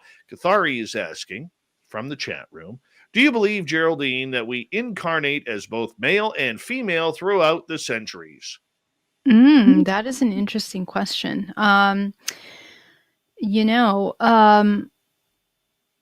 Through history, I think when you look at the original texts of the humans, there was a lot of expressions that were both male and female within one body. So I think that we are progressing through cycles in the evolutionary process of, let's say, generations that we're experiencing here on Earth. And our history as we know it is just one cycle, okay? And I'm talking about since the conception of life on this planet during our timeline. I think that there were many other cycles of creation before that. And our timeline is quite inverted. But that being said, I think through this evolutionary process, what that now presents as is, men and women, separate bodies, but we are still holding the feminine and masculine within the bodies, all of us. And that's actually the thing that, in the esoteric viewpoint of this topic is that we are merging. The alchemy is the union of the feminine and masculine energies within ourselves in order to finally embody the God creator, the creator self. So that's very much true for us. When we balance feminine and masculine parts of ourselves, that means that we're activating all of the parts of ourselves into the intuitive body, the higher body. And this allows us to now tune into manifestation, creation, all of the magic that the superpowers that we're able to have can only be accessed through that union.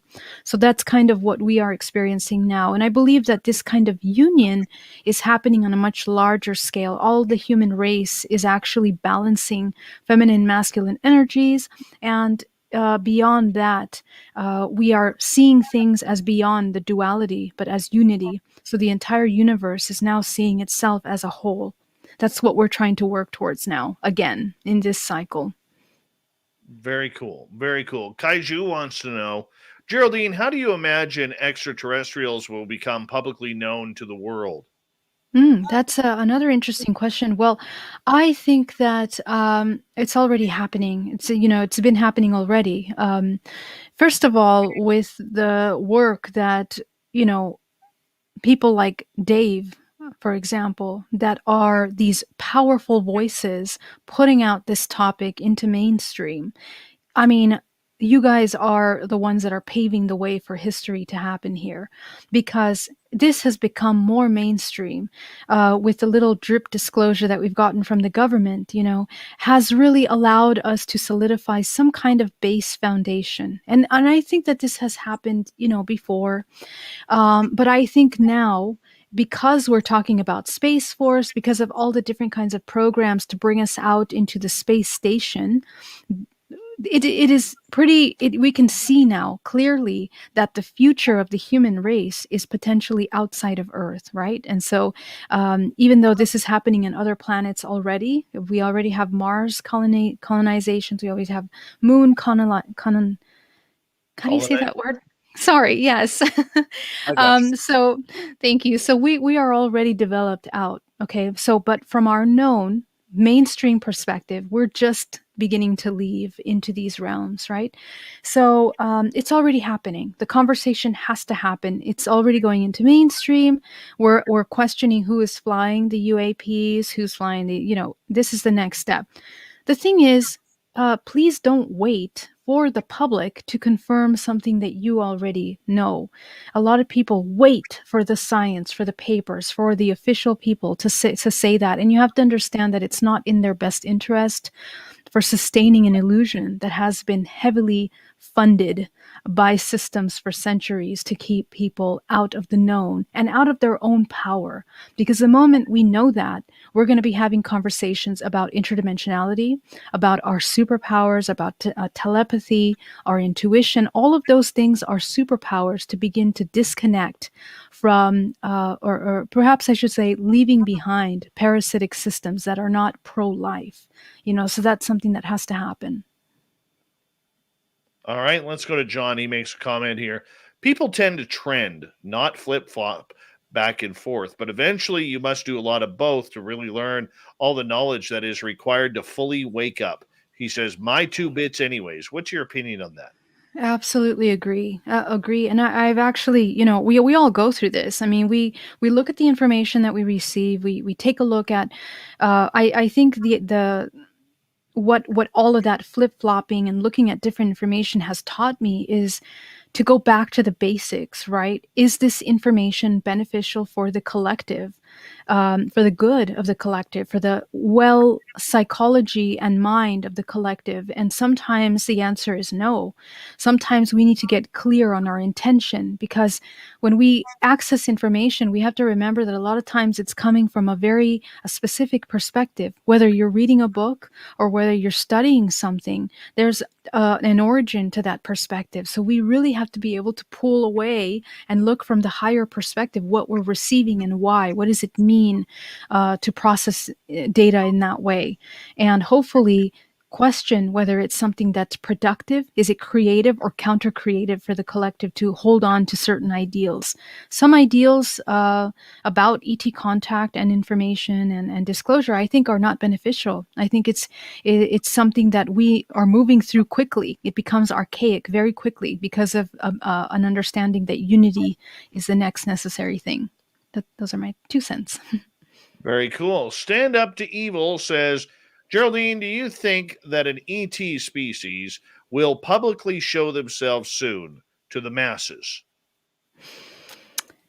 My take on this is that it's already been happening, love. I don't think that it's going to be some maybe it will, I don't know, maybe they will orchestrate something. I don't think that that's beneficial for the movements that are happening politically with Space Force and all of that. I don't think that will benefit them unless they're trying to evacuate the Earth quicker than possible.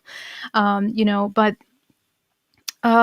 yeah, so or perhaps some cataclysmic event happens in which they're going to want to evacuate the Earth quicker. But I think that it is happening already. We already have thousands of people, around the world that are already having ET contact. We need to sit and listen. We need to honor these experiences and learn what we can from that. We're learning about technology. We're learning about ourselves. We're learning about healing. We're learning about where we're headed, because these races have already lived the kind of life that we're living here on Earth. Our life is archaic. It's old. Our technology is ancient. And if we learn how to think on this other dimensional level, it will benefit the evolutionary process that we're going through now. And it's happening quite quick because things are moving quickly. So that's where our mind has to be. It has to be on moving forward as a collective. That makes a lot of sense. It really does. All right, let's get to Obi. I've heard people say we are entering the age of Aquarius. Do you believe that? Yeah, I believe we already entered into that age now. I think this may have been the first year, I believe, of that or something like this. But I think that these are cycles that we're going through. I do believe that the identification to the archetype of Aquarius that we have created for ourselves does, in a sense, kind of demonstrate what we're going through, right? The Aquarius is the one that is thinking of the collective. It is the one that is future thinking, technology, advancements, thinking outside the box. I think that that's what we're experiencing collectively. So if you want to say it that way, whether it's social conditioning of the collective to think this way, or to participate in thinking that way and acting in that direction, I think that it's only benefiting us in a way. Okay. It is necessary transformation. The old has to be destroyed, or destructed in a sense, or deconstructed in order to build something new. This is necessary. So this is a rebirth that, we've been coming into this culmination for a long time. The earth, the way that it's managed, the blueprint that we're leaving behind, the damage that we're doing to nature, all of that is reaching a tipping point, and we have to adjust ourselves immediately in order to not self-destruct or to continue causing suffering. So I think that's the age that we're in. We need to think forward. And I think that paying attention to how technology is advancing is also incredibly important, because when you look at what companies are doing right now, they're doing it very quietly in the back end, but they know what's coming next. They know, because a lot of these systems are interconnected. The financial systems, the food industries, the educational industries, political organizations, all of them are playing with one another to adjust things to benefit a lot of these larger corporations. So that means that our future lies in how they think will benefit that. So it's kind of a gameplay that is set up like a puzzle ahead of time. If we're sleeping and we're not paying attention to the signs, we're not going to understand what's coming towards us in the future. And technology is going to play a major role in how we are changing the things that we're doing. Look at Facebook coming out with the meta idea, right? I mean, all that happened is that he's basically being public about something that he's been doing since the beginning of Facebook. There's nothing new about what he's doing. The fact that he sells every single bit of your information, the fact that our information is being harvested through systems like Amazon, through social media, through TikTok, all of these different systems is an artificial intelligence that we're helping create. And that's the future. That's what's going to be managing our systems, right? So we need to wake up and realize, how we participate in that. And I think that's what this time is about, if we want to talk about Age of Aquarius. Yeah, it's an awakening. With that awakening, though, couldn't that be combined with the question previous about ETs coming here? Sure. The way I look at it is we're Mhm. still from the sources I talk to, if they are correct, it's anywhere between 5 and 30 years before there's contact actually made. They got to wait for a lot, and I hate to put it this way, but I was told they got to wait for a lot of people to die off in order to make that That's happen. There's an yes. entire old elderly culture out there that is still very pro-religious, pro everything, and when this happens, it's going to change the ergonomics so drastically of this planet and everything that we know, that the elder generation probably will not be able to handle what is happening. And thank God I'm encroaching on that. I'm not at that age, but I mean, Yes. it's scary nonetheless to even think about. So I'm just wondering if that's all combined as one, if we are entering the age of Aquarius. Age of Aquarius. Come on, sing with me. Yeah. Oh, Aquarius. you want me to? Anyway, come on. You know what? Yes, you're right. I mean, that's the next step. But that's why I was saying that, along with technology is the question of consciousness, because this is where we're having these conversations about what is consciousness. What does it mean to be conscious? What does it mean to interact with the non-physical? And the more that science catches up to an understanding of what metaphysics are and what the quantum field is and what it's capable of creating and doing, this is where we're met with this kind of technology, ET technology. We're literally entering into the little doorsteps of that way. So yeah, it is very much, and especially since we're already talking about launching people into space, whether it's to orbit the Earth or to the space station. That's a very serious conversation that's already been prepared. So we need to think ahead, like, why is that happening, right? And so that's why the conversation and what's happening in the government about the UAPs is happening right now, because it needs to prepare the world for that to be a possibility, and in that possibility leading the steps. So 5 to 30 years, I mean, I agree. It's definitely, that's quite a broad range, but I definitely think it's coming sooner than later. Interesting. Okay. So if it's all coming, let's get to Kaiju's question. Are the ETs that are abducting us from the future, and will we evolve into them? Yeah, so yes, in a sense, yes, we are them. They are us, yes. It's not, I don't see it as abduction, okay? I don't see it, I see it as contact. We are interfacing with them, with fragments of ourselves, with extraterrestrial beings, with a consciousness outside of us. We are,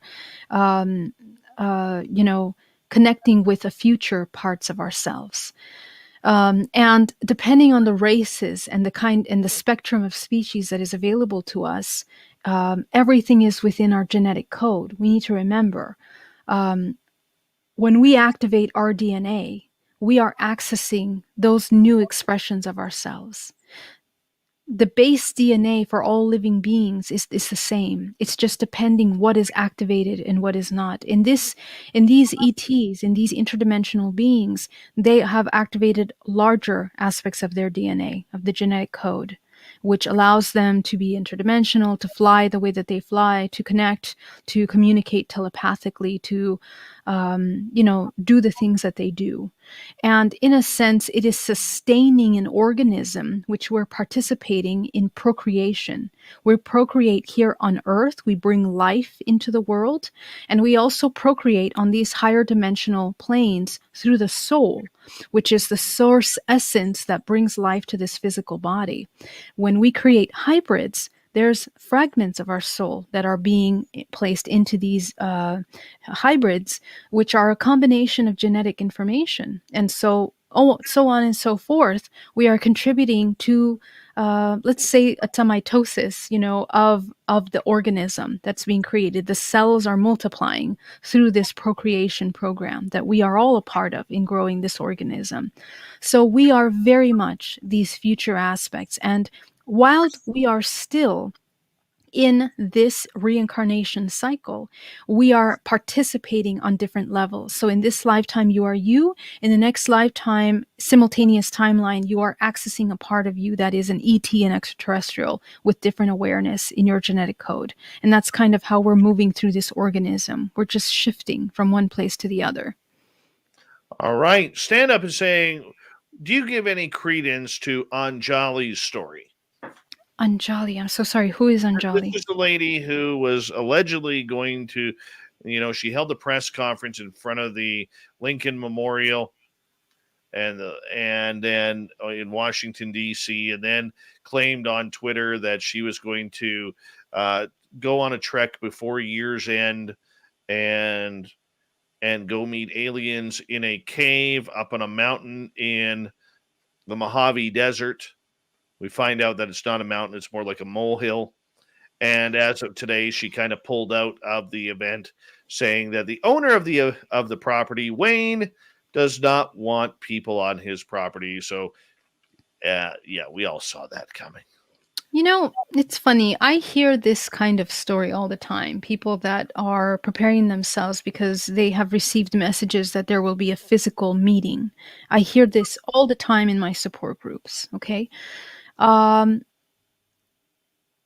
We need to look at our participation in what we're creating. I think we really, really want that physical connection with these beings. But I think the sooner we accept that the union and the connection with these beings is not simply in the physical, not only in the physical, it'll be easier for us to understand this contact. Okay. Our human race is elevating their consciousness right now. We started that process a few years ago. In the next 10 years, we're going to collectively reach a level of awareness that we haven't felt and experienced in the past generations. And that will allow us to merge with these interdimensional beings easier. More people will see them. More people will experience them. It's already happening. People are being more vocal about that. Now it's going to come into the mainstream eventually. So again, it's a matter of your vibrational frequency. So when I hear stories like this, I'm not very impressed. And I think that education is needed for them and for all of us to understand what this contact is about. When we very much think it's real to us, this is a personal experience. We cannot expect another person that hasn't had that journey, the spiritual work or preparation, to share that same experience with us. It's just like when we see UAPs in a group of 20 and like only 5 of them see it when they're looking at the same place. They are not at the vibrational frequency to be able to see it. And people laugh at that and they think that's ridiculous. You guys are just making it up and you really want to see one. But in fact, it really is a vibrational frequency that is occurring. You are merging with this. That's why CE5s can work, in these large groups of people that are, they're focusing their intention. So that's what I say about that. So I'm so sorry to hear that. It's incredible that was in the news. I'll have to follow up on that and see what that's about. Well, I'm going to follow up with it right now a little Sure. bit. Mm-hmm. And I'm going to say this. I believe that she is an experiencer. I think she has handlers who are not giving her the best advice or information to go about this cause. Look, we can't sit there and say you're an experiencer and you're not, because realistically, we've never sat and stood in your shoes or in your pants. You know what I'm saying? And we need to be able to be a little bit open-minded and forgiving about that. But that being said, when you make great statements, you have to follow through. Otherwise, what you're doing is you're giving the entire phenomena and the people who have truly suffered or had experiences with this phenomena a black eye to the community. The experiencers are people who are they're the castaways. You could get the Dolans, the Science Bobs, and this is no insult to any of them, the scientists of the world, Eric Davis or the TTSA or whomever, to tell about propulsion and tell about free energy and the anti-gravity systems, all you want. Most experiencers couldn't give two hoots. They want answers as to why them. And when you have somebody who makes outrageous claims and cannot follow through and continually has excuses as to why they can't follow through, it damages those who are out there trying to be truthful about what they've experienced. That's my 2 cents. Yeah, I mean, you're right about the handlers, if there are handlers or people that are doing, managing this situation. And again, we have to remember and look at that and research that, because if they know anything about anything, they would not do something they wouldn't orchestrate something like this, right? And it's unfortunate. Perhaps Angeli was utilized for this situation like this. That's wrong, because I have compassion for this situation. I mean, it's just a matter of understanding what we're dealing with. And it's very hard to understand that. You have to ask difficult questions to get to the answers of these things. It's not so simple. But yeah. I agree with you. I agree with you. Geraldine, I'm going to get you to hold on right there. We're going to go to a break here at the top of the hour. 2 hours down, we have Geraldine Orozco for another half an hour before we hook up with Shane and the Shift to go right across Canada to talk about a little bit of woo and the UFOs, as he likes to call them. Geraldine's website, GeraldineOrozco.com. Highly suggest you check her on out. Sign up for one of her DNA reprogrammings. It's pretty cool. I've done it. You should too. Spaced Out Radio continues right after this.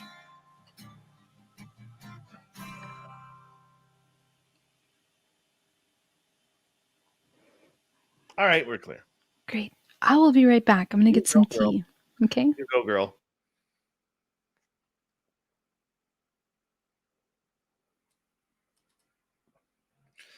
Mr. Catfish, thank you so much for that awesome super chat. Really do appreciate that. Kira, your question is up next.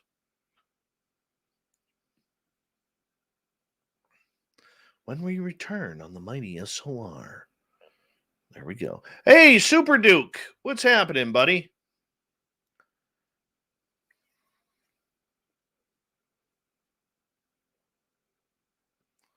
One more rep. Hello, and welcome to our chat room.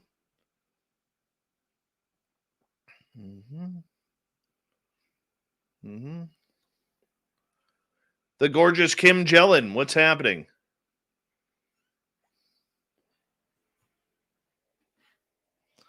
Thank you again, Mr. Catfish, for that awesome super chat. A double shot of catfish right there. Love it. Thank you very, very much.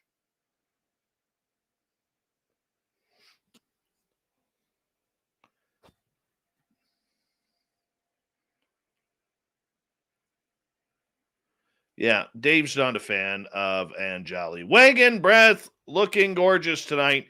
Josh Casey, you handsome devil. How are you? All right. Who else do we have here? Wow,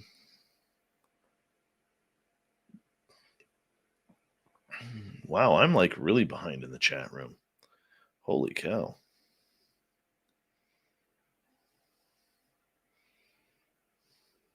A Cylon infiltrator.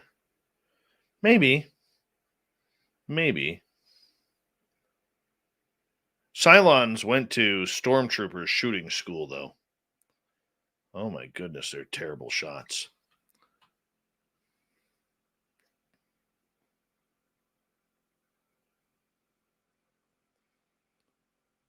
Is it Wagon Brett's birthday?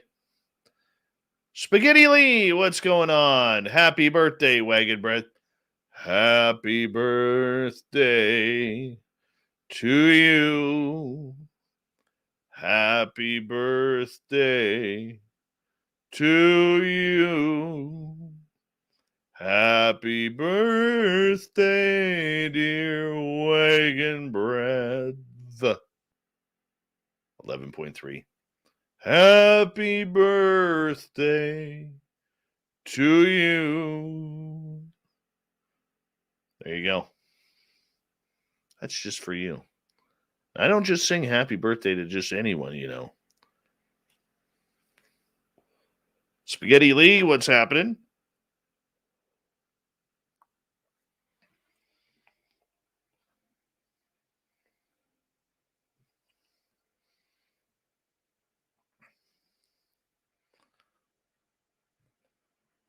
That was loverly. Thank you, Kim Jellin. Geraldine is not drinking pumpkin spice latte right now. I can guarantee it. Rano,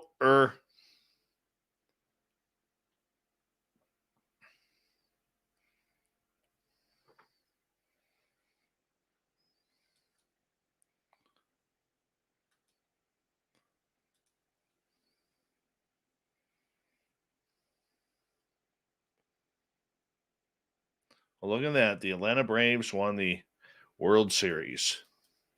It's terrible. Terrible.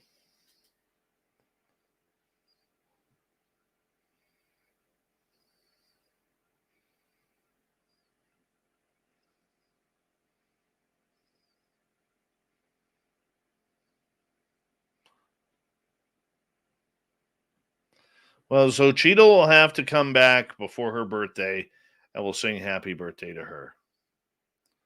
How about that? Super YJ. Well, thank you, Wagon Breath, for that birthday super chat. Really do appreciate that.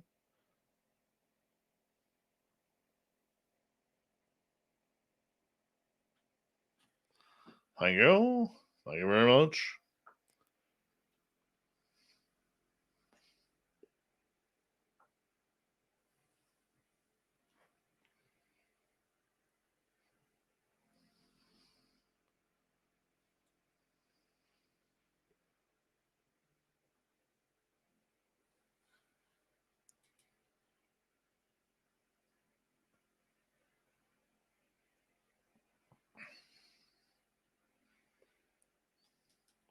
We got 1 minute. 1 minute. I hate to say this, but the Blue Jays, if they can hold that team together, are going to be good in a few years. 2-3 years, they should be competing. I bite my tongue to say that.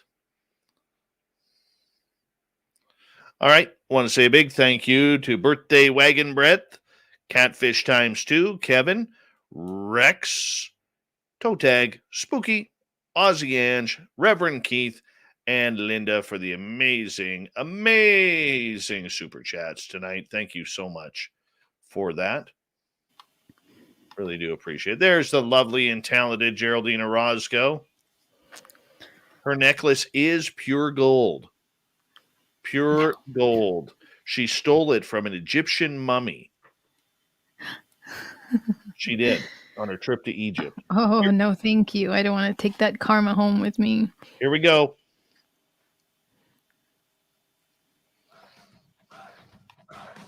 Would you like to connect with us? Head to spacedoutradio.com for all your latest show info. Now, back to Dave Scott and SOR. Third and final hour of Spaced Out Radio is now underway. My name is Dave Scott. Thank you so much for taking the time to join us. We really do appreciate earning your listening ears. Want to remind you and say hello to everyone listening in on our terrestrial affiliates around North America, digitally on TalkStream Live, Revolution Radio, and KPNL. All of our archives are free. Go to youtube.com/Spaced Out Radio. Just do old Davey the favor. Hit that subscribe button.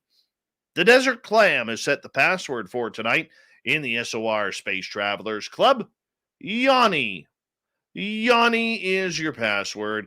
Use it wisely, Space Travelers, as the Clam sets a password each and every night right here on Spaced Out Radio. Our website, spacedoutradio.com. We have a plethora of features for you. Rock out to Bumblefoot. Reach out and read Shirky Poo's Newswire. Check out our swag. And on Twitter, you can follow us at Spaced Out Radio.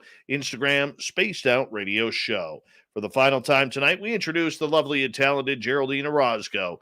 Her website, GeraldineOrozco.com, where we check out everything from the Zen, the Chi, and the aliens among us on the Spiritual You, which happens near the beginning of each month. Geraldine, welcome back. Hi, thank you so much. I feel like I'm speed talking tonight. Yeah, take a deep breath. Speed talking. Start off with Kira's question. What was the highest level dimensional being perceived that you have had contact with, and what was their message? I wanted to know what was beyond everything that I have experienced personally. I wanted to understand, beyond the ideas of ETs. I wanted to know, always asking what is the highest truth, and where that took me was to a space beyond the 13-dimensional planes that we are currently managing in this physical realm, and going into the non-physical realm. And in the non-physical, what I saw was that there is an order to how form takes place: light, sound, shapes, colors, vibrational frequencies. And that's kind of how in this organism, what is beyond, outside of that. And when I say organism, I'm talking about the multiverse. This is how things are manifested. We are going through different levels and different expressions of these different languages of creation. which is sound, vibration, light, all these different frequencies that make up the form that we want to put into bodies and shapes and names and species. Beyond that, there is nothing more than vibrational frequency. So that is what I was shown, the highest level. And it really, it's when I reached that point in my personal discovery, it was so incredibly overwhelming that I for a moment felt very alone, because I thought, who on earth would ever be able to comprehend this information? Even if I wrote 10 books about this, I don't think anybody would even care, because it's so not connected to the reality that we live in that it doesn't even matter anymore. That's how different that information is. So there was a moment where I had to kind of retreat and be like, what's important for now? What do we need now as a collective? What do I need for myself, for my journey? And I came back, and that's why I question all the time things that I hear about the ET realm, things about species, things about things like federations, like the galactic federations, things like this. I'm always questioning those things, because my truth is beyond that. I think that, and when we look at things from that perspective, it tends to cause more balance, less divisiveness. It kind of allows you to look at things more unity, So that's my experience personally. All right. Nicola is asking, Geraldine, who do you believe is our maker of the human race? Ooh. I don't think that it's anyone specific. I think that we are a natural expression of an organism going through a process of evolution. Okay. I think that the entire, just like cells, someone commented earlier about cells, that we are literally cells within cells. That's literally what we look like. If you go up to the highest level, we are just an organism within another organism. God knows if we are inside someone's cell of a leg, of someone's leg. Okay. So I think that our maker, it's not something like that. I think that we are the intention to create. That's what we are. We are an intention to experience. That's what the human race is. That's what the human body is. And we're experiencing everything through that intention to experience. That's why there is no good and bad. There is just experience. So you're very yin and yang. No, actually, beyond that. So yin and yang gets married, and now you have creation. So it's not about yin and yang. Yin and yang is actually the two forces that, when united, it can then create. We only look at yin and yang and that duality in our earth vision, because we need to have physical things. We need to have ourselves and the other. That's what we're here to experience. But beyond that, it's unity. It's one. That's what it is, actually. Yeah. Okay. Do you know what I mean, Dave? Yeah, I can see where you're saying it's beyond that, but that's almost like of a Buddhist type thinking, is it not? Not even. The Buddhists think a lot about reincarnation. They believe that we are in a cycle of experience, and we, in a sense, we are going through a process of reincarnating through kind of like a scale of different lifetimes. We're evolving from like little animals into this human, and then something else into a light body, and so on. But if you go beyond that and you look at the picture of what that looks like, it's just organisms of consciousness that are expressing themselves in different forms. And I think that we are more than just that. We are all of those things simultaneously. It's not that we are going through a wheel like a little rabbit and there is time, because in their perspective, somehow there is some kind of a timeline, but there is no time. There is no time. Everything is happening simultaneously. All right. So Angie's question then, before we get to Josh's, we can all manifest then? Absolutely. Absolutely. And that is our job. That's what we were created for. That's why we have sexual organs. That's why we have creation. We have the yin and yang within the body. When that unity, and there's millions of scriptures and many religions that actually talk about this in many different ways, although it doesn't seem as the most prominent message in their literature. The union of the duality, the union of feminine and masculine, is the integration of our own feminine and our own masculine. That means how that energy is expressed from us. For example, action is the masculine and intuition is the feminine. These are simple examples. When those two are merged, when we know how to balance those two in our everyday behavior, that's when we can start activating a higher way of seeing and living. And we can activate the heart, the unconditional loving, the one that is inclusive of all things, our expression, the vocal creation, because voice, the word is sound. We are creating with our sound and with our intuition. A combination of these three goes up to the crown chakra. That's manifestation. That's where the non-physical meets the physical. And this is where we can intend with our heart, with our voice, and with our intuition, a foresight, what we want to co-create. All of these things are required, but in order to get here, you have to manage the first three, right? The emotions, the sexual earth creation, and our survival, the belief that we are in survival. All of that has to be managed first. Well, very nice. Okay, let's move on here to Josh, who is asking, Geraldine, have you ever seen sacred geometry in your dreams? What you said resonates with me on a deep level. Yeah, more than in dreams, Josh. Actually, when I was taken into a hypnotherapy, there's a hypnotherapy that I did with Barbara Lamb, actually, coincidentally. And what I didn't know about Barbara Lamb when I went into that is that she studied for such a long time sacred geometry and crop circles. So I think when we came together to do that hypnotherapy, it was almost like tuning in to her language because she very much speaks, she understands that language so well. And I was able to see these levels that I was speaking about earlier, that beyond the physical form is sound, it is shape, sacred geometry, which is a language. When you put lines and shapes in a certain order, it's an expression. Just like when you vibrate water and it creates these kinds of shapes, the different notes that you're vibrating at, the sounds are creating different messages. One can be love, one can be, the notes, it can be compassion, one can be anger, one can be hate. All of those things are affecting our physicality and down to the cellular level. So we very much live as an expression of vibrational frequency, and we have that encoded and very physically in our body.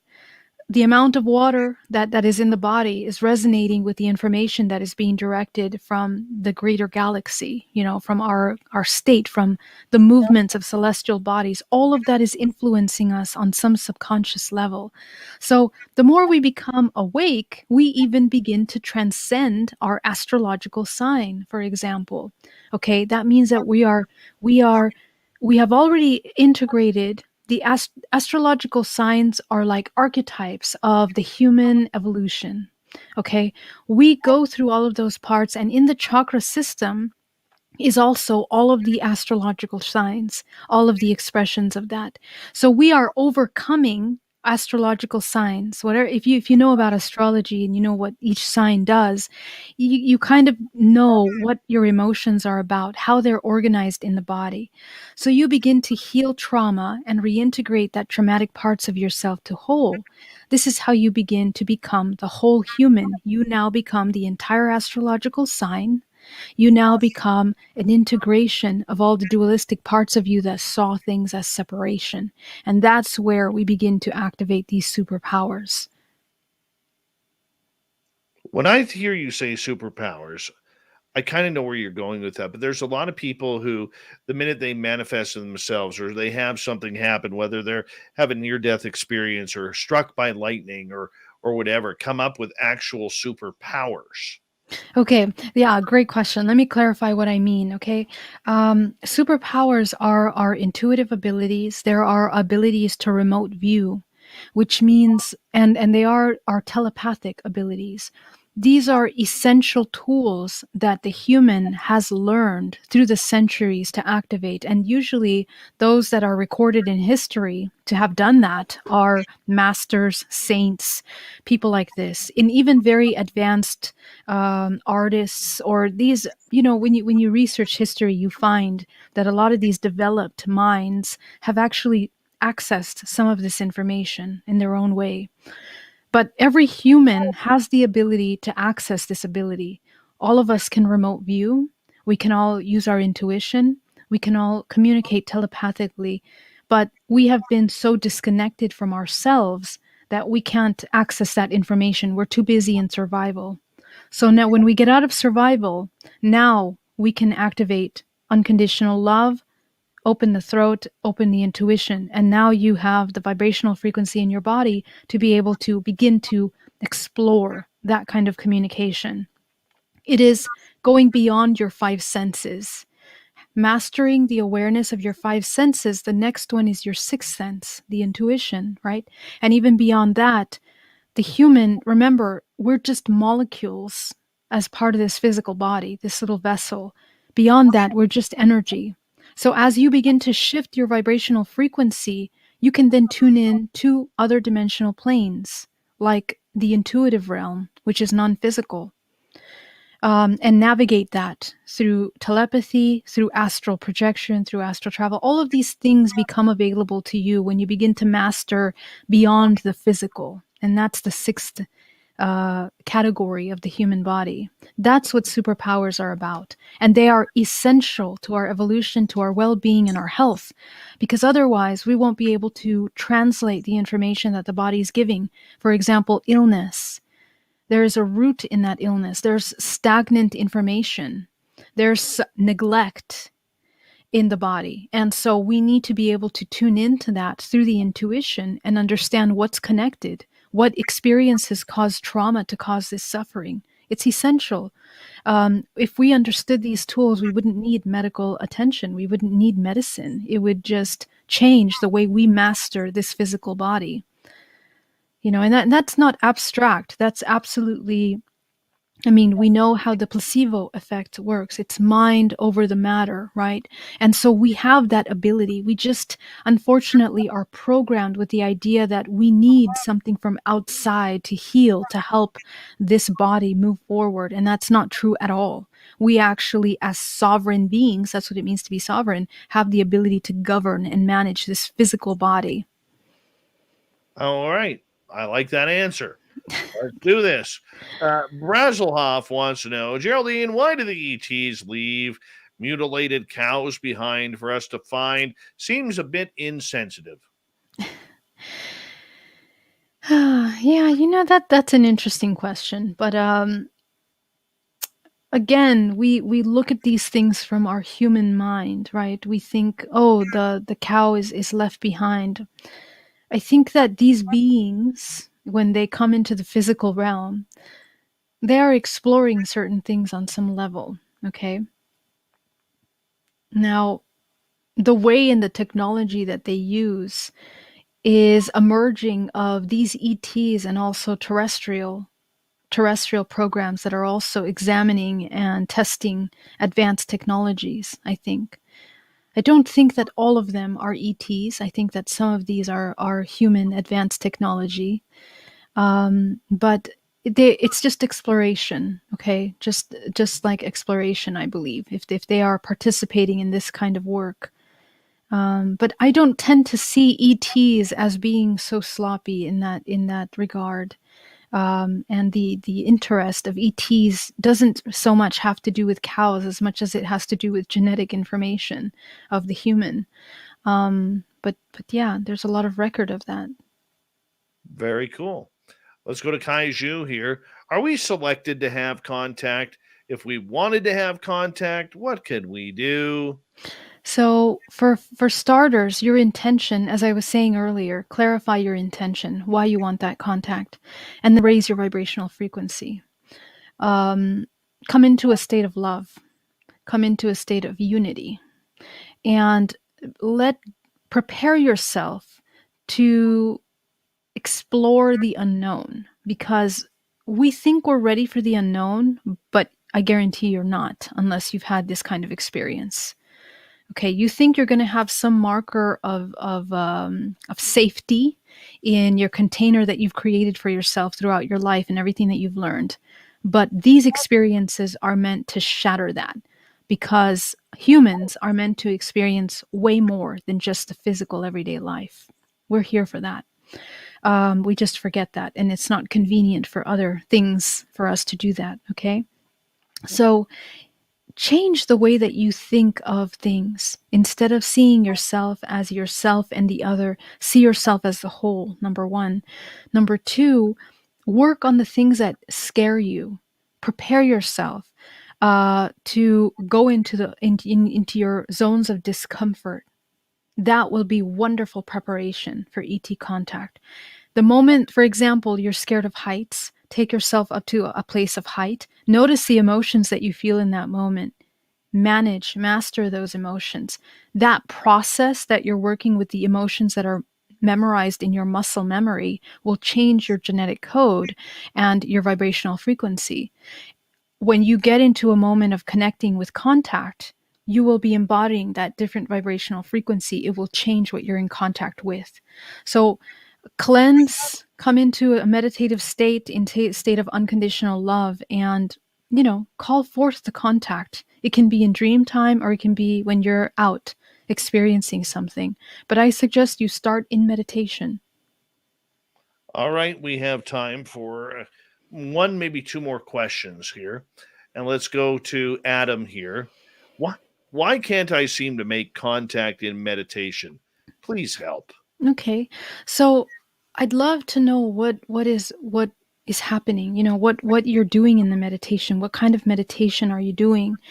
It's not simply about vipassana meditation, just not thinking about anything.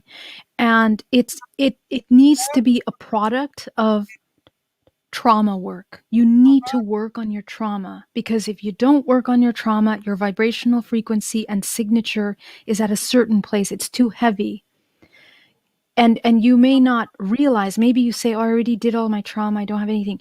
If in your life you still have trigger points that are causing negative emotions that are reactive, you have not dealt with your trauma. If you're still irritable about things, you have not dealt with your trauma. If you're angry about anything, frustrated, anxiety, depression, you have not dealt with your trauma. So you need to work with that trauma, because that trauma is blocking your ability to connect up to the higher levels. You need to flush that out. And that integration helps change your frequency so that you can match these beings. Even the lowest vibrational frequency of these beings is higher than what we're at. You understand? So we have to raise the vibrational frequency in order to even see, to experience, because otherwise we're too heavy. We're too much in the physical. So work on that trauma. Then you will find love through that work of trauma. You will define love for yourself. That vibration takes you up to open your heart. Now, when you're in meditation, close your first three chakras, first, second, third. When you do that, you're immediately bringing yourself into a state of neutrality. Open your heart, open your throat, open your third eye. Immediate shift of vibrational frequency. But get ready. You have to be protected, because you're not ready to learn how to navigate in the non-physical. So you need to protect yourself. You need to have a sphere around you. Okay, you need to raise the vibration in the room that you're doing meditation. Change it to the color gold. Okay, surround yourself in gold energy every night if you're trying to have contact. Okay, so these are things that you need to prepare. And then when you're there, leaving the body, practice lucid dreaming, astral projection. Get out there, and it'll be easier to have this kind of contact. 30 seconds we have left. Tell everybody where they can find your information. All right. Thank you so much. Again, it was such a pleasure. Thank you for your amazing questions. If you want to get a DNA reprogramming or hypnotherapy, you can get it at GeraldineOrozco.com. And please come join our support group, hybridmother.com. We had an incredible event this last weekend where we drew our contact experiences, and it was mind blowing. So check out the website to see some of that artwork. And yeah, Dave, thank you so much. Again, always a pleasure. We love you around here, and we will talk to you for the final time in 2020 next month in December. Geraldine Orozco, we love you. Thank you so much for being here on The Spiritual You once again. You are amazing, my friend. Amazing. Coming up next, we are going to join Vancouver and The Shift. Shane has some questions for us as we go right across Canada. We got Shirky Poo's Newswire and the Thought of the Dave. Stay tuned. Spaced Out Radio continues right after this.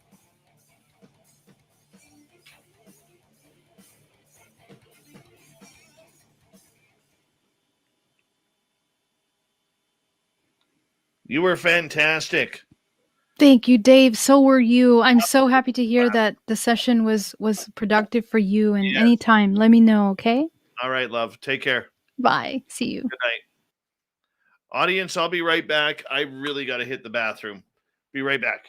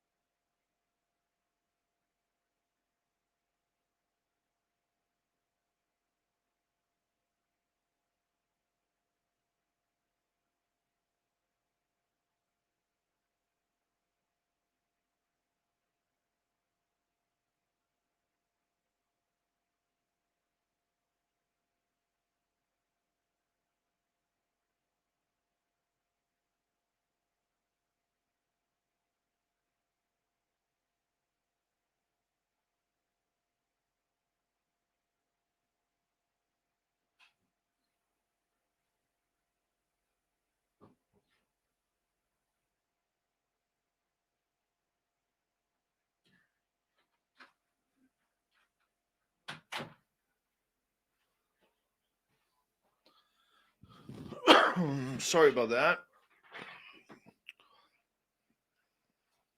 Oh.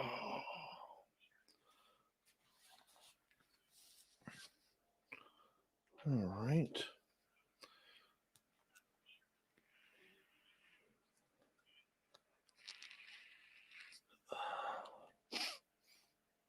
Starting to get windy and cold out there.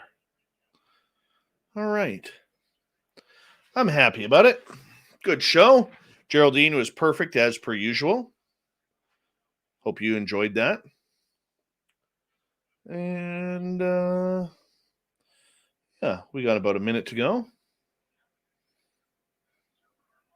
Hey, Chad Smith. The Chad Smith.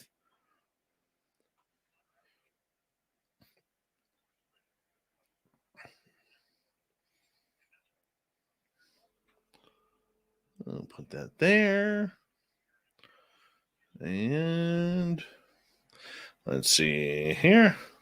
I'm Chad Smith, everybody, and you are not. Geraldine is amazing. Oob to Joe's Bane. You've got aliens tonight.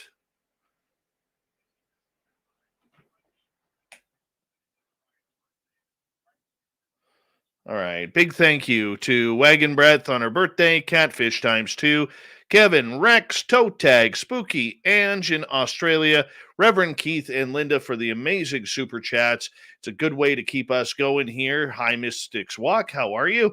And yeah, let's rock and roll here. Don't forget you can do some shopping on our website, spacedoutradio.com. And in a minute, we're going to join Vancouver. Here we go, everyone.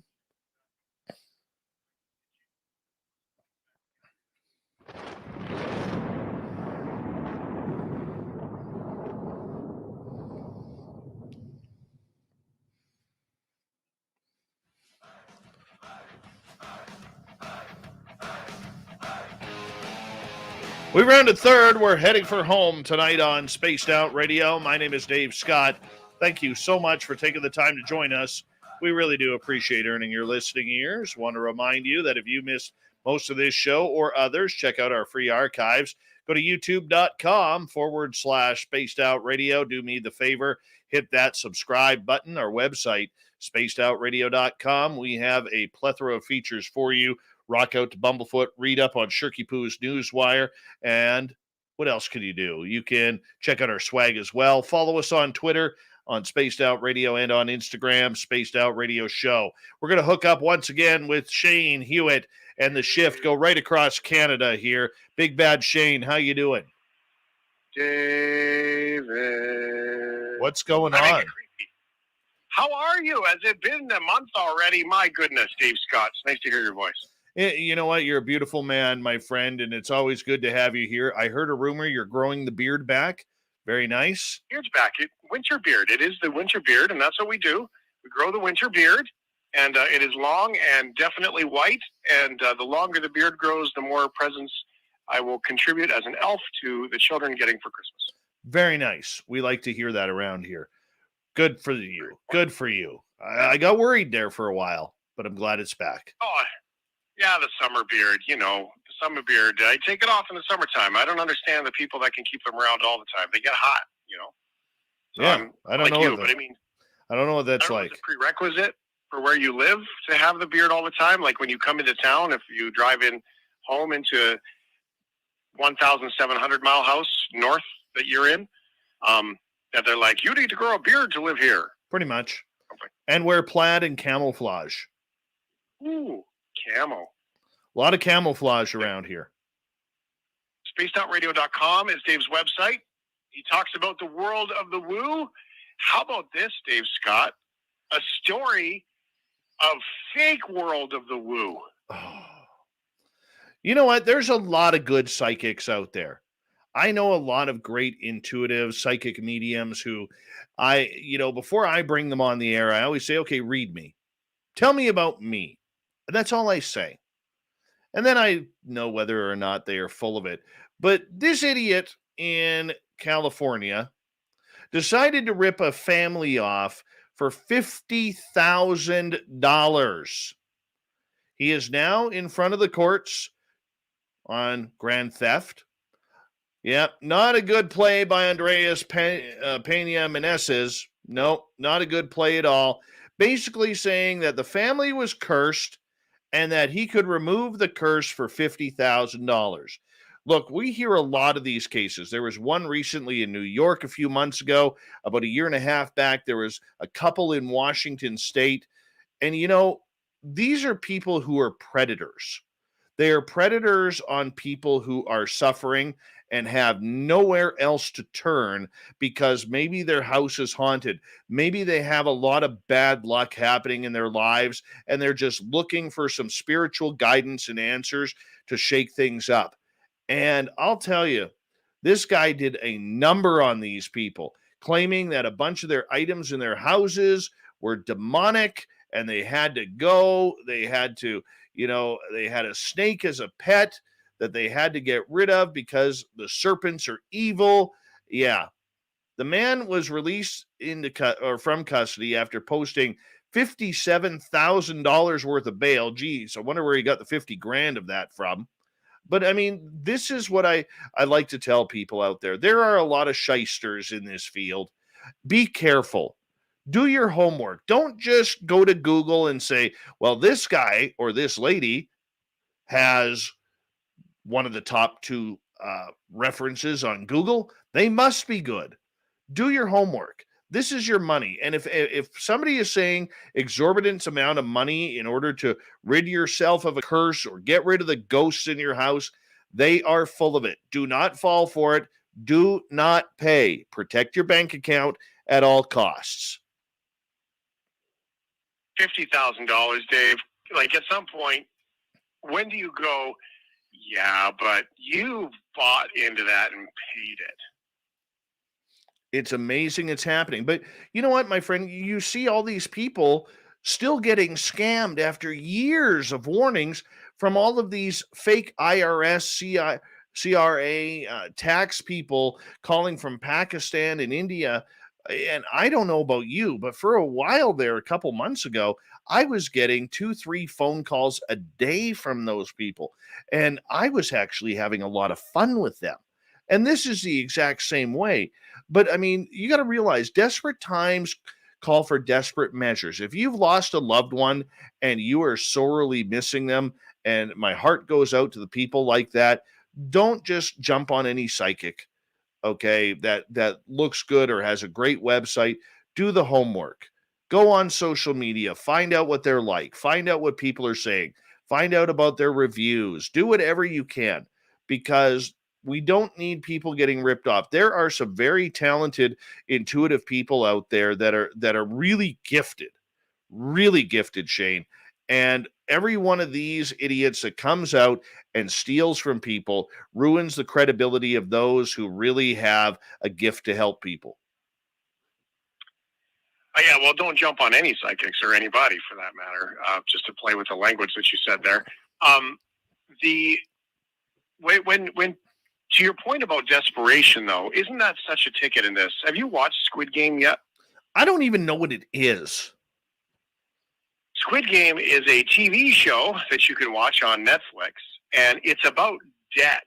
It's about a game that is played. It's a Korean show where you might really enjoy it actually, just because of your nature of the weird things. I mean, it is a weird show, and it's a game, but everyone who plays the game doesn't know that their life is in jeopardy if they lose. But the reason why they're there is because they're so incredibly in debt and desperate that they choose to risk their lives to get the money to pay it off. And the reason why it's so appealing to these people, of course, is like, well, they basically talked them into it. They got a bit of a spin. They're like, you're not living your life right now.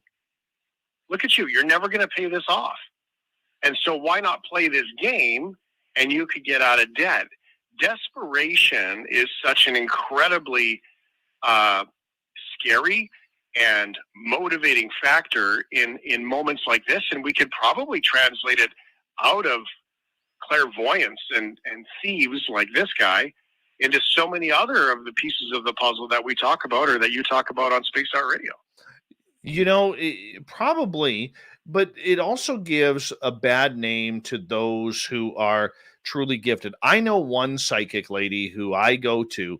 Man, she is so scary. She finishes my sentences every time we talk. Every time we talk. And I just say to her, how are you reading my mind this way? She goes, I have no idea, but and it happens about 4 or 5 times a phone call. Not that I go to her often. I mean, she is a good friend of mine, outside of her being intuitive. But I mean, this is something where, there are people out there, Shane, that can really help. Really help. And we've interviewed a number of them. And even in our chat rooms, looking around and seeing the people in my chat room, there are some very intelligent, intuitive people here who would never harm a fly, let alone rob somebody of $50,000. And that is where, a lot of people in the mainstream public, mainly people like your audience, look at what we do here and they say, yeah, this is a bunch of BS. This is a bunch of crap. This is all fake and a bunch of facades that are up, around people trying to make a living and scamming people, whether it's psychic ability, whether it's ghost hunting, whether it's chasing UFOs or Bigfoot. And it's really sad. It really is, because there's a lot of strange and awesome things going on there. And we've talked about them for the last year and a half or so with you, and I would love the public to take it a lot more serious. But every time a story like this comes around, it really knocks us down a few rungs on the ladder. There's a text message that we did receive, kind of like your psychic, and you could read them as they came in. It does say this. It says, yeah, don't get ripped off. Go to a good, quotes, psychic. Why are we legitimizing this BS with airtime? And I'll defend that one first. You can add to this if you want, David. Is that, people who commercialize, this sort of intuitive experience, yeah, you should always be cautious of that. At the same time, though, there are people that are just special. And they have the ability to do things. And it's not like this a textbook, right? Like every person's a little bit different with intuitiveness. I will tell you flat out, I have met psychics who are absolutely wrong, who I don't believe are psychics. And I have met clairvoyants and intuitives that could not be more creepy in the way that they anticipate and the way that they talk about things. There was a lady I met once. I had never, ever told a soul, things that she was telling me. So why legitimize this, giving with airtime? Because it's not about being right or wrong. It's about opening your mind and just listening to people. And there is no textbook for it. The only textbook that's there, I suppose, Dave, would be the crooks that are looking for, the scammers that are out there. They're preying on people, but that to me is no different than sending old people, by the way, your taxes are overdue, send me money emails for phishing attempts. Right. And that's the way it is. I mean, look, I think that text message says a lot of what the mainstream public believes about this. They don't buy it. Why are we talking about it? Why are we giving it airtime? And that is an actual good point. But if you don't bring airtime to people who are getting ripped off and desperate to maybe talk to a loved one on the other side, or to remove a curse that has happened, or, try and find some direction in your life because your life feels like a black cloud, people get desperate to look for answers. And that's the legitimacy of what it comes down to.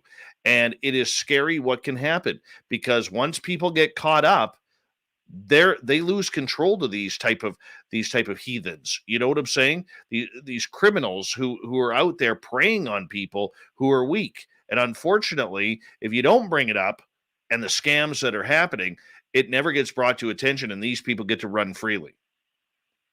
Yeah, well, and some people have skills that we can't explain. There's nothing wrong with that.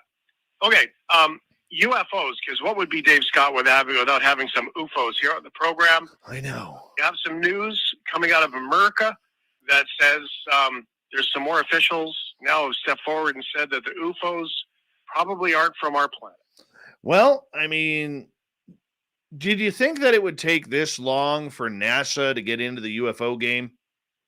That's a question I have for you. I would think that should have been one of the defaults for them. That's what I sort of thought, right?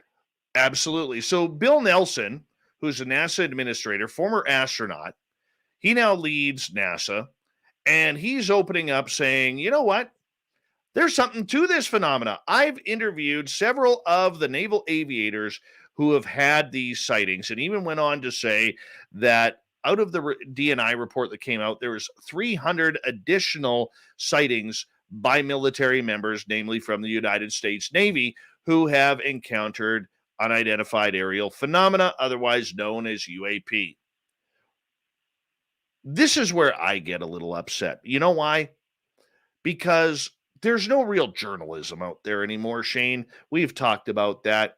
You would think that somebody from a major press field, maybe the New York Times or the Washington Post or NBC, ABC, whomever it may be, would say, hey, Mr. Nelson, just curious, have you ever looked into NASA's own UFO files? Because over the years, NASA has had a lot of strange things happen with their astronauts, like Dr. Edgar Mitchell coming out and saying that he saw UFOs. And many other astronauts have come forward saying that, well, they were in space. They saw unidentified aerial phenomena. There's also a lady a number of years ago named Donna Hare who claimed that when she worked at NASA, that part of her job was to scrub photos that had UFOs depicted on them. So here he is coming out, which is great. Okay, the more big name people talking about this subject publicly, the better. But he's talking about the Navy. Granted, a lot of the astronauts are from the background of the naval fighter pilots. Okay, but my friend, this is a space agency. Your job is to keep the eyes on space. We have had astronauts sitting on the International Space Station filming these. We have seen the photos and the videos coming from the International Space Station where something anomalous all of a sudden starts to enter the video camera and the live shot is immediately cut off. NASA has a lot of secrets. What Bill has to tell us, Bill Nelson that is, has to tell us is, what is NASA's role in this? What do they have? Rather than trying to project this, oh my goodness, look, there's UFOs. How come we haven't seen any and we've been to space? They're playing the public for dumb, and I don't like it. I don't like it at all.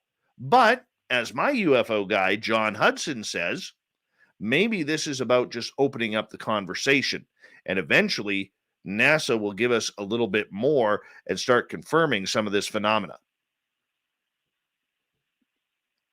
It seems to me like of all the organizations that would be all over it, it would be NASA, because they're the ones that are in the space the most. We haven't had a chance to talk about it, though. We only got about 30 seconds here, Dave, but someone did send in, one of the shift heads did send a very nice joke, which I thought was great, was what if all of these UFOs that we are seeing are just billionaires from other planets going to space? Could very well be. Could very well be, my friend. Thank you for allowing us to come on and shoot the breeze about the UFOs with you again. We love it. UFOs and so much more. SpacedOutRadio.com. Dave Scott, you're handsome. You're awesome. Thank you for being here. Keep that beard growing. We'll talk to you next month, Shane. Thank you. Take care. I love Dave. He's just... All right. Let's get to the news.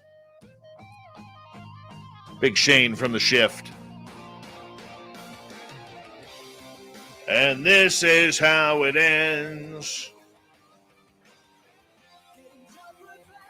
Let's get to Shirky Poo's news right off the bat. Why? Because we are talking about Anjali. Remember, she was supposed to head to the Mojave Desert to go look for some aliens by year's end. Well, she tweets out today, with great respect, the expedition to the mountain is postponed. Wayne, the owner of the property, has now said that no one may enter his property, including myself. My intentions are to press forward. I'll gather the team. They'll be briefed, and together we will determine a plan of action. I need backup. Who didn't call this? Just out of the blue. Who did not call that this was going to happen, that the expedition to the Mojave Desert to go look for them aliens in a cave was not going to happen? Anybody? Anybody? Yeah, I think we all called that one, Anjali. Not that we're shooting you down, but it was just quite obvious. All right, here's a weird one. Aficionados of QAnon, the present and future of the GOP, have reportedly gathered in Dallas, Texas. Why? to hear a major pronouncement from President John F. Kennedy's son, JFK Jr., which may pose some difficulties as he died in a plane crash alongside his spouse and sister-in-law back in 1999. Well, independent reporter Steve Monticelli tweeted that he had just encountered a crowd of QAnon supporters in the city's AT&T Discovery Plaza, apparently in the anticipation of the late Kennedy, who they believed faked his own death. The attendees believe the deceased son of the assassinated president will give a speech in which he will ordain Donald J. Trump as the King of Kings. Sometimes you just can't believe humanity, can you? All right, a golfer on a Mississippi golf course faced an unusual hazard when an alligator grabbed his ball in its jaws and carried it off to a nearby pond. No, he did not go all Happy Gilmore on him, but Victoria Williams said her husband Keith was playing in a tournament at Windance Golf Course in Gulfport when his ball ended up near a pond on the 12th hole. The golfers captured the video when the gator strolled up to the ball, said, "This looks edible," and carried it off. The U.S. Golf Association rules state such an incident should result in a free drop. Rule 16 covers when and how the player may take a free relief by playing a ball from a different place, such as when there is interference by an abnormal course condition or a dangerous animal condition, the rule states. Very interesting indeed.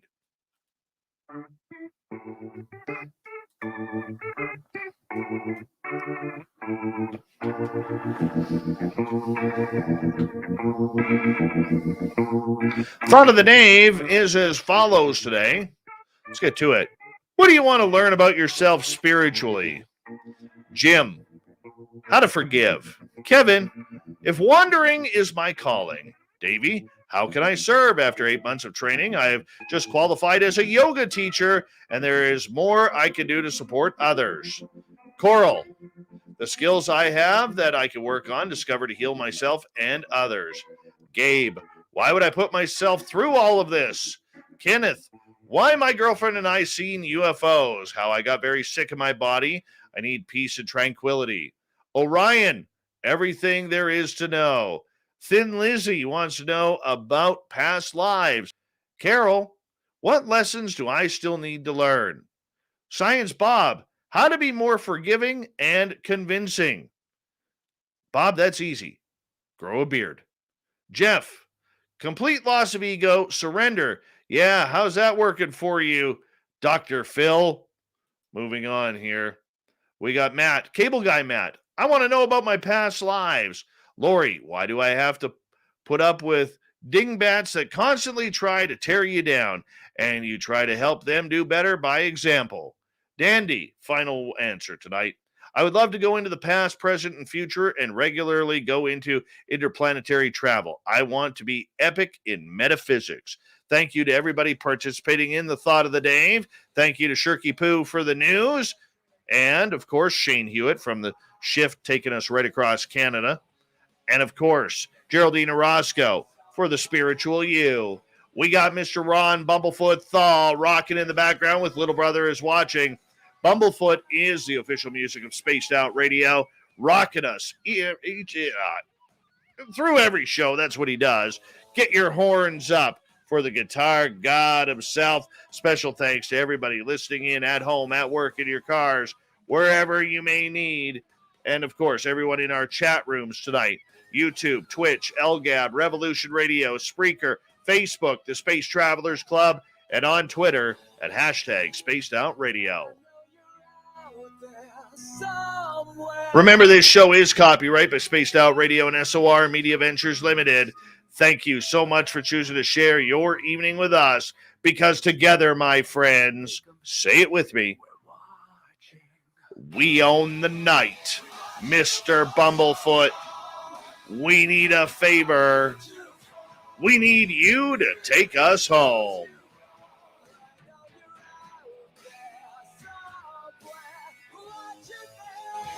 Yes, the Woo train has docked for the night. But soon, my friends, we shall ride again. Your seats are always available. Your tickets never expire. And if you want to bring a friend, we've got room for them too. Good night.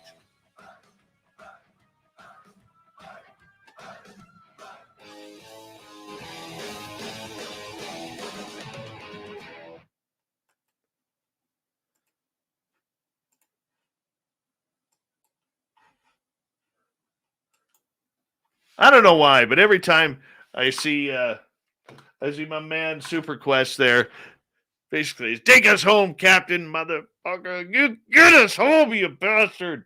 I can just see it happening each and every time. God, I get excited with that. Just sends my imagination going. It's phenomenal. Thank you, Quest. That's why I love you. Oh, man. My chair is so uncomfortable tonight.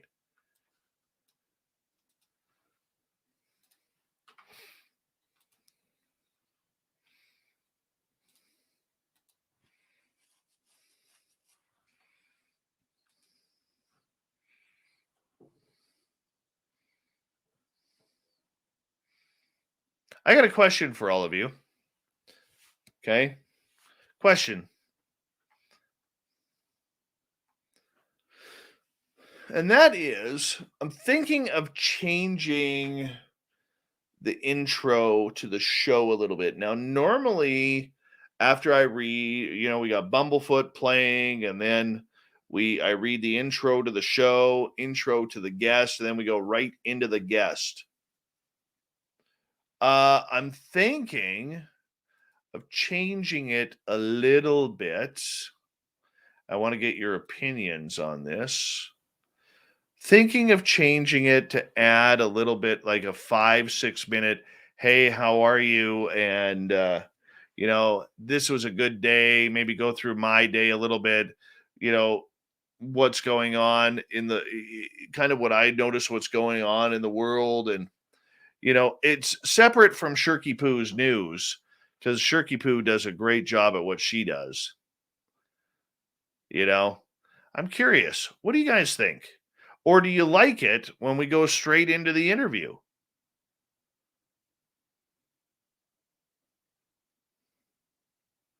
Curious. Well, that was a fast download.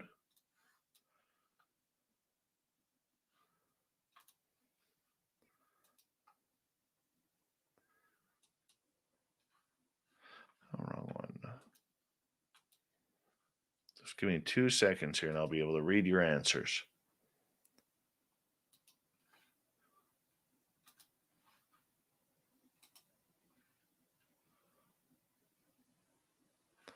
There we go. All right. Close that off. Close that off. We need a rundown of the world real quick. Okay.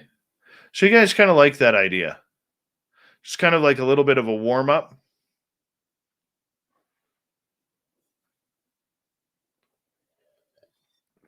No, it's not going to be like one of these half-hour things, okay? All I'm saying is like 5-6 minutes. 5-6 minutes. That's it. And then go right into the guest with the intro. Oh, Susan Lynn Schwinger, you have as much say as anybody else around here.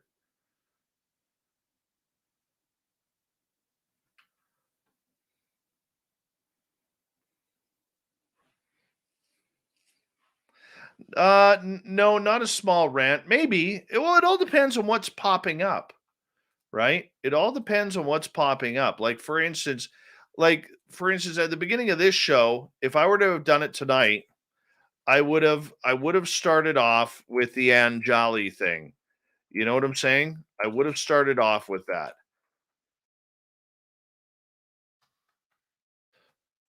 And then cover that for a couple of minutes. I ended up moving that into the news section. So, it's one of these things I'm just, I'm letting it swirl around the palate just to see what I think about it. And the more I think about it, the more I kind of like it.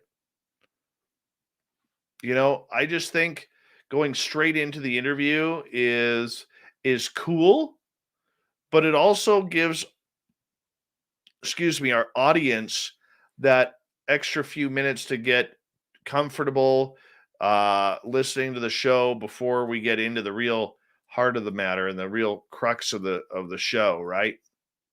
That's what I'm thinking.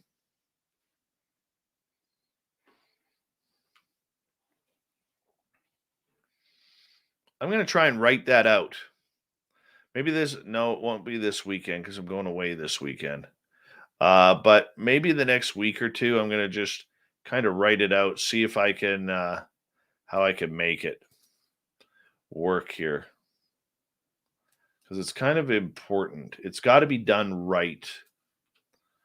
It really does have to be done right.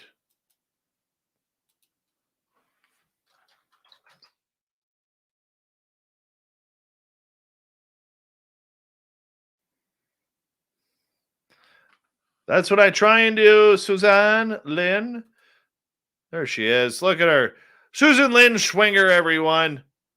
I think we need you to make us feel all happy or happier. I'm doing my best. I hope I'm accomplishing that.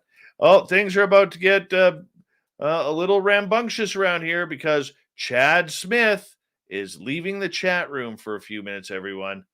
The Chad Smith.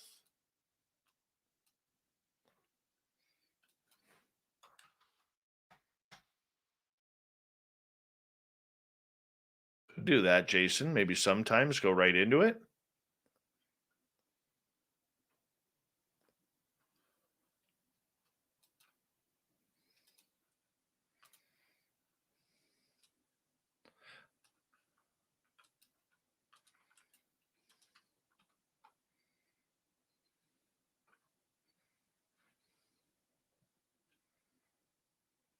I think it's just more about humanizing the show a little bit more. That's kind of the goal. Taking the time just to kind of chill in and relax rather than come in and hit it hard right off the bat. I think that's kind of what I'm feeling right now.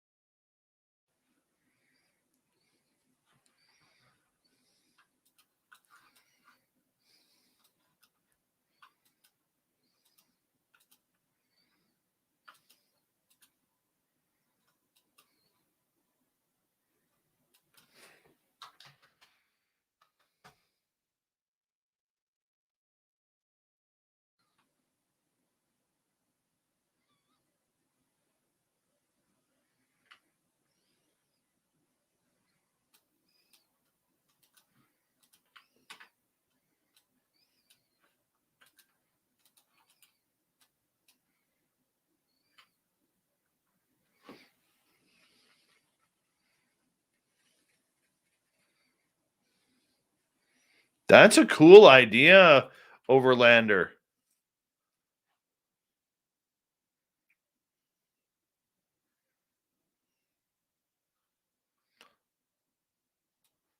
What scares me about that idea is before I met Swamp Dweller, I started doing a few creepy pasta episodes on our site, on our YouTube channel, and I had 3 people give me their story. 3. And that was it. I expected a lot more.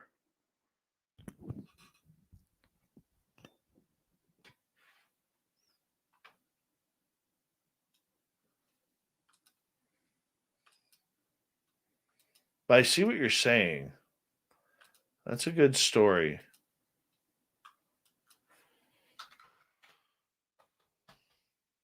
That's actually a good idea. I got to think how we can do that. Smoking Joe, what's happening, buddy? Kind of like your spooky story of the night.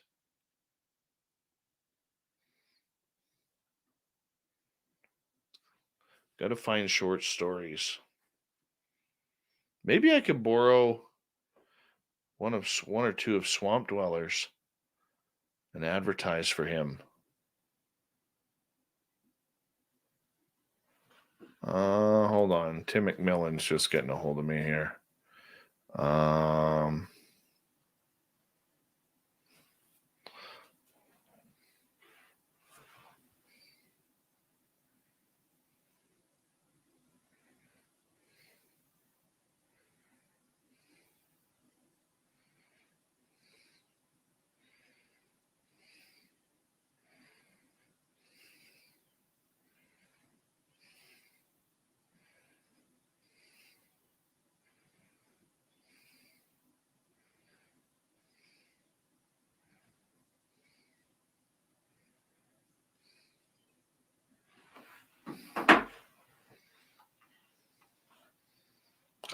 Our booking crew is doing phenomenal in setting up December already. I think I'm on number 4 here. Yeah, you know what? That's a good idea, YJ. That's a good idea. I like that idea.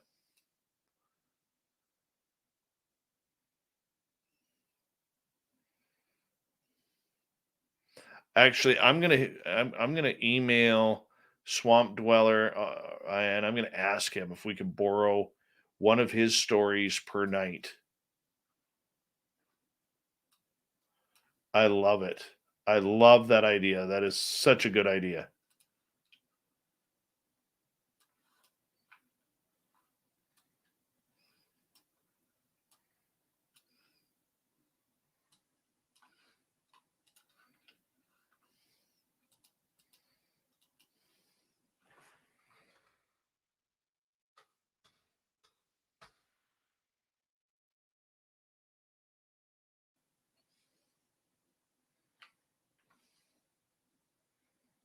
Coco or Co-Create Happy, how are you?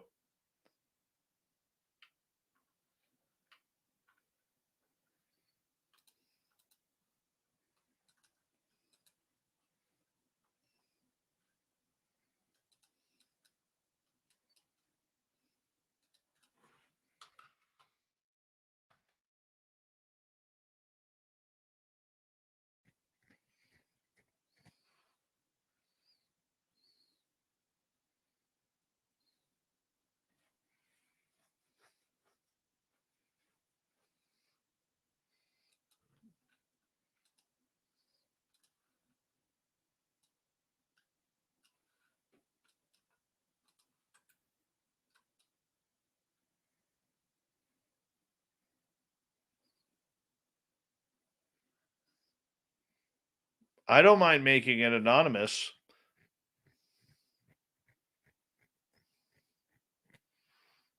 Do you guys want to submit stories to me? Write them out in full detail? I will do that.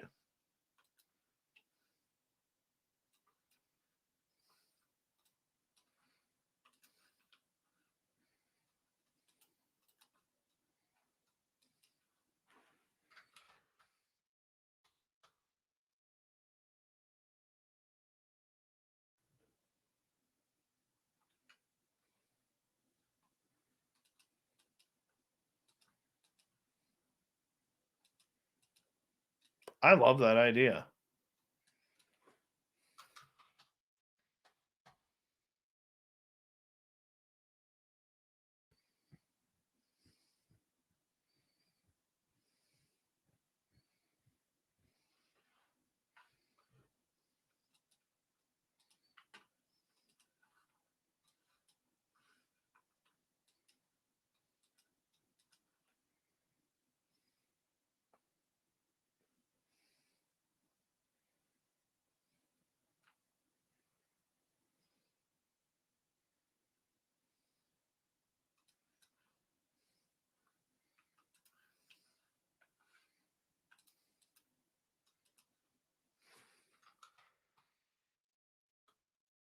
Yeah, that could work, YJ. That is just I'm very intrigued by that. Very intrigued.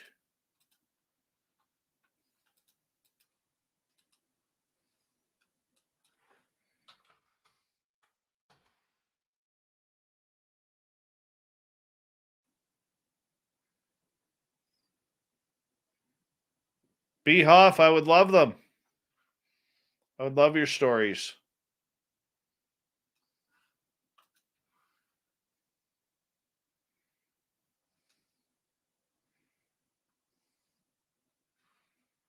That would be cool. Give me 2 seconds here, guys.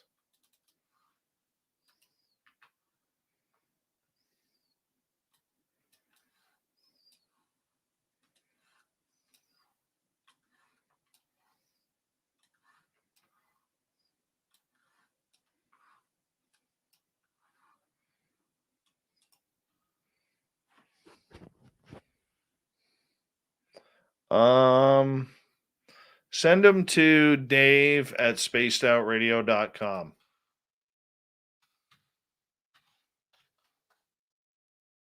Probably the best place.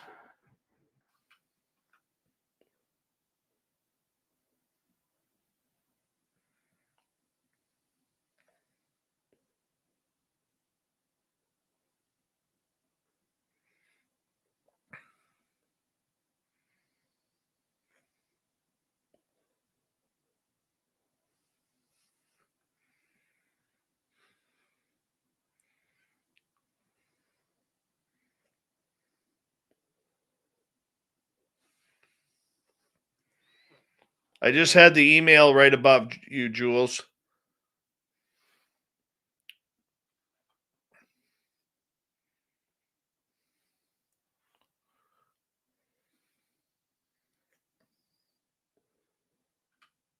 Okay, I got to think about this. I got to put it all together. Give me a couple of weeks because I'm going away this weekend. Give me a couple of weeks to put it together.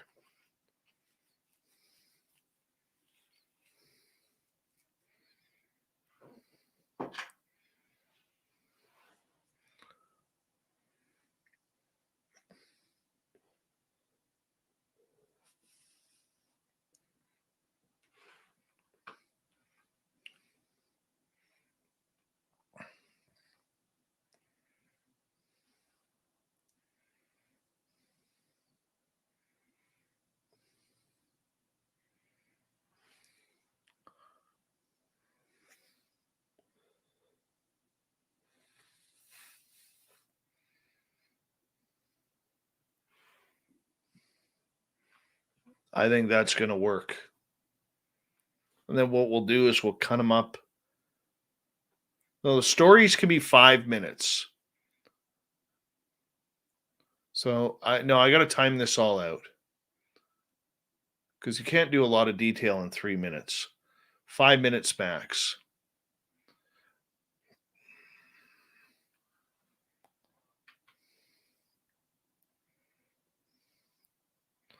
Thank you, YJ.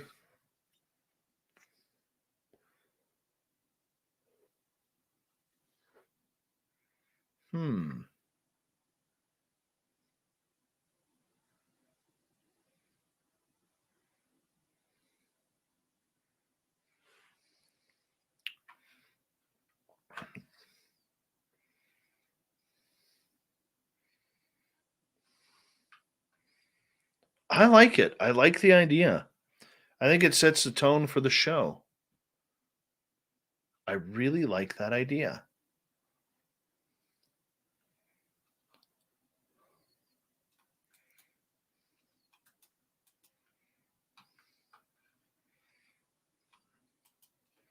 I'm excited about it.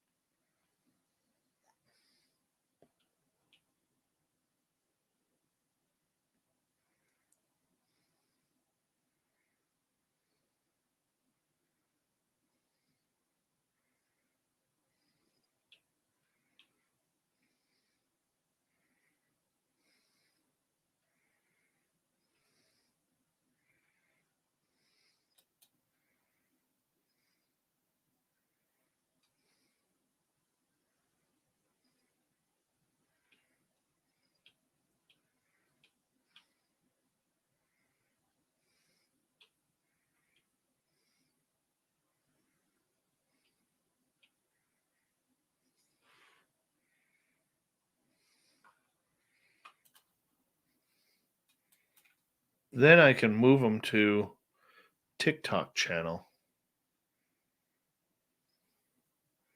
God, you got my mind going, YJ.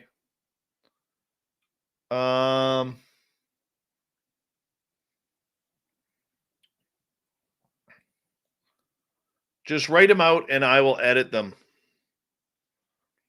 But try and give lots of detail. I love paintball.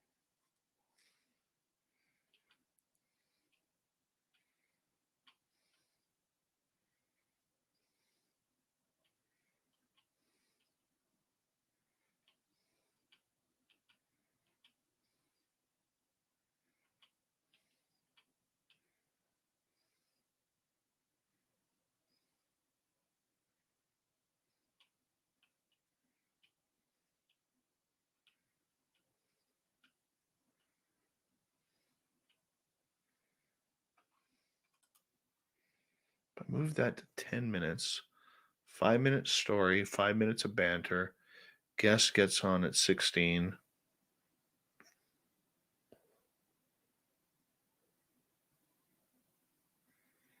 But if I don't have much. Sorry, I'm playing this out in my mind right now.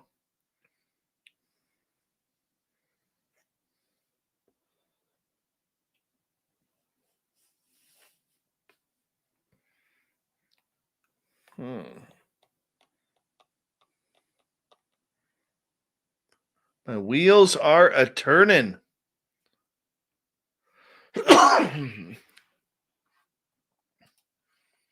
wheels are a turning.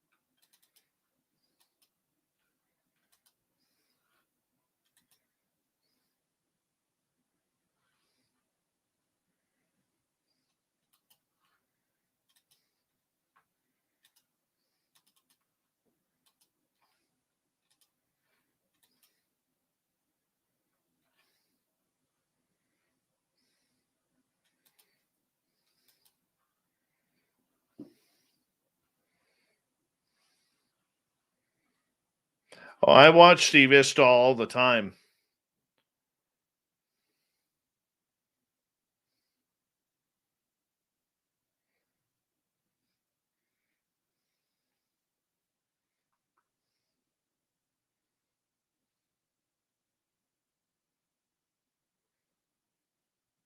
UFO Twitter, Jules, since the clicks formed, will never, ever be the same.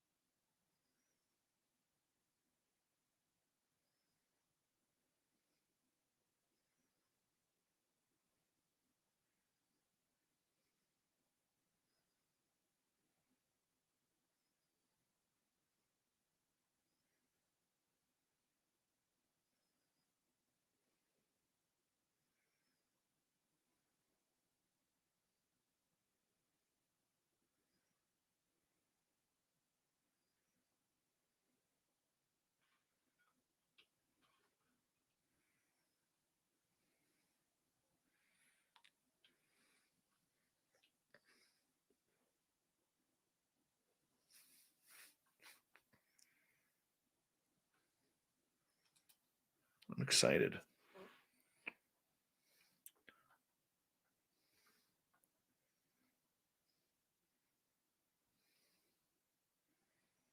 Very excited about this.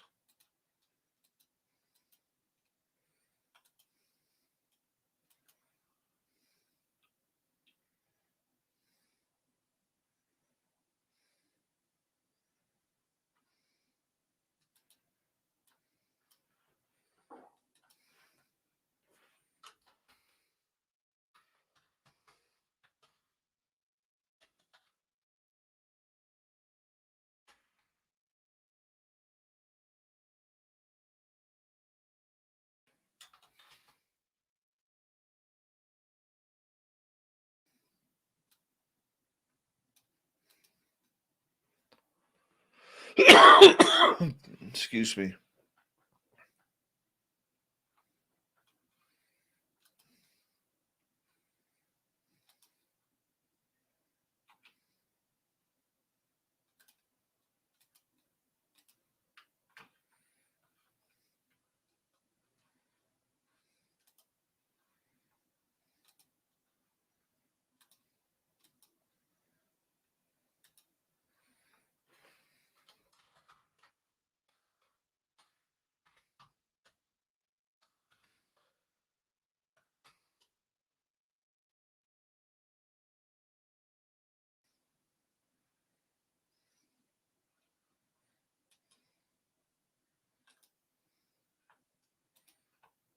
Oh, thank you so much, Co-Create. Appreciate that. Amazing super chat.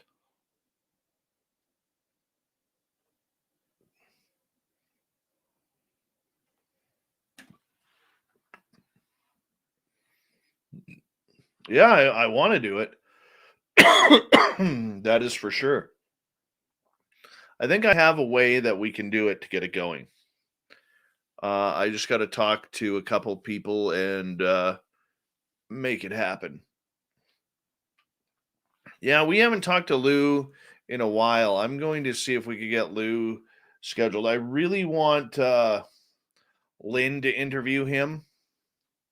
So I'm going to see about getting him on the show.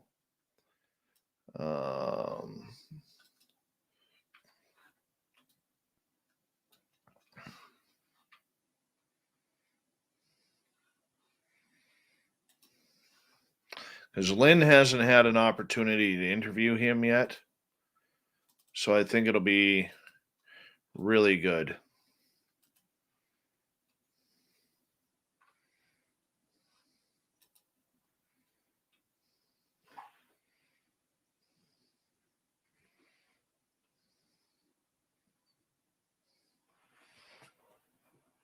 Yeah, I thank you, YJ. That's what really kind.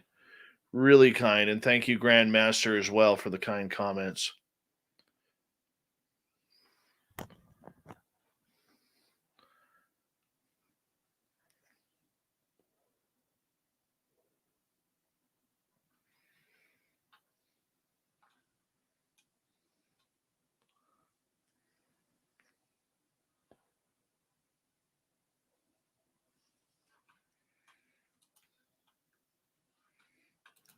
That gives me a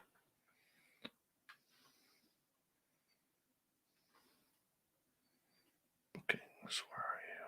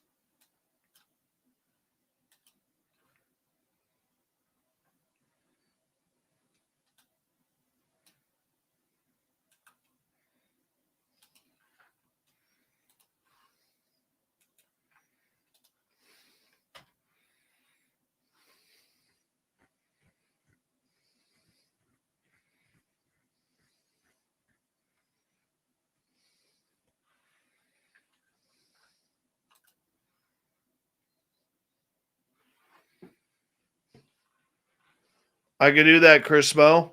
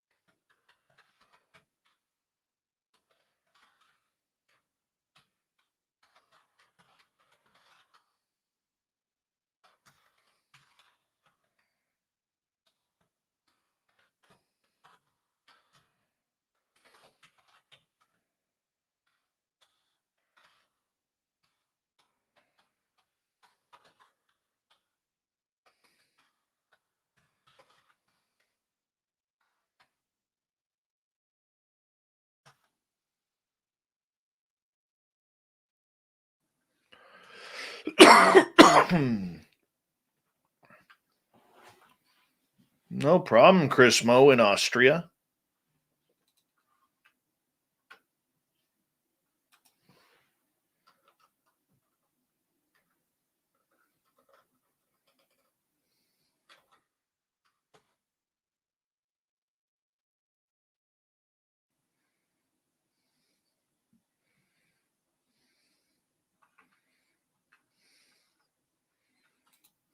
All right, that's uploaded. Cool.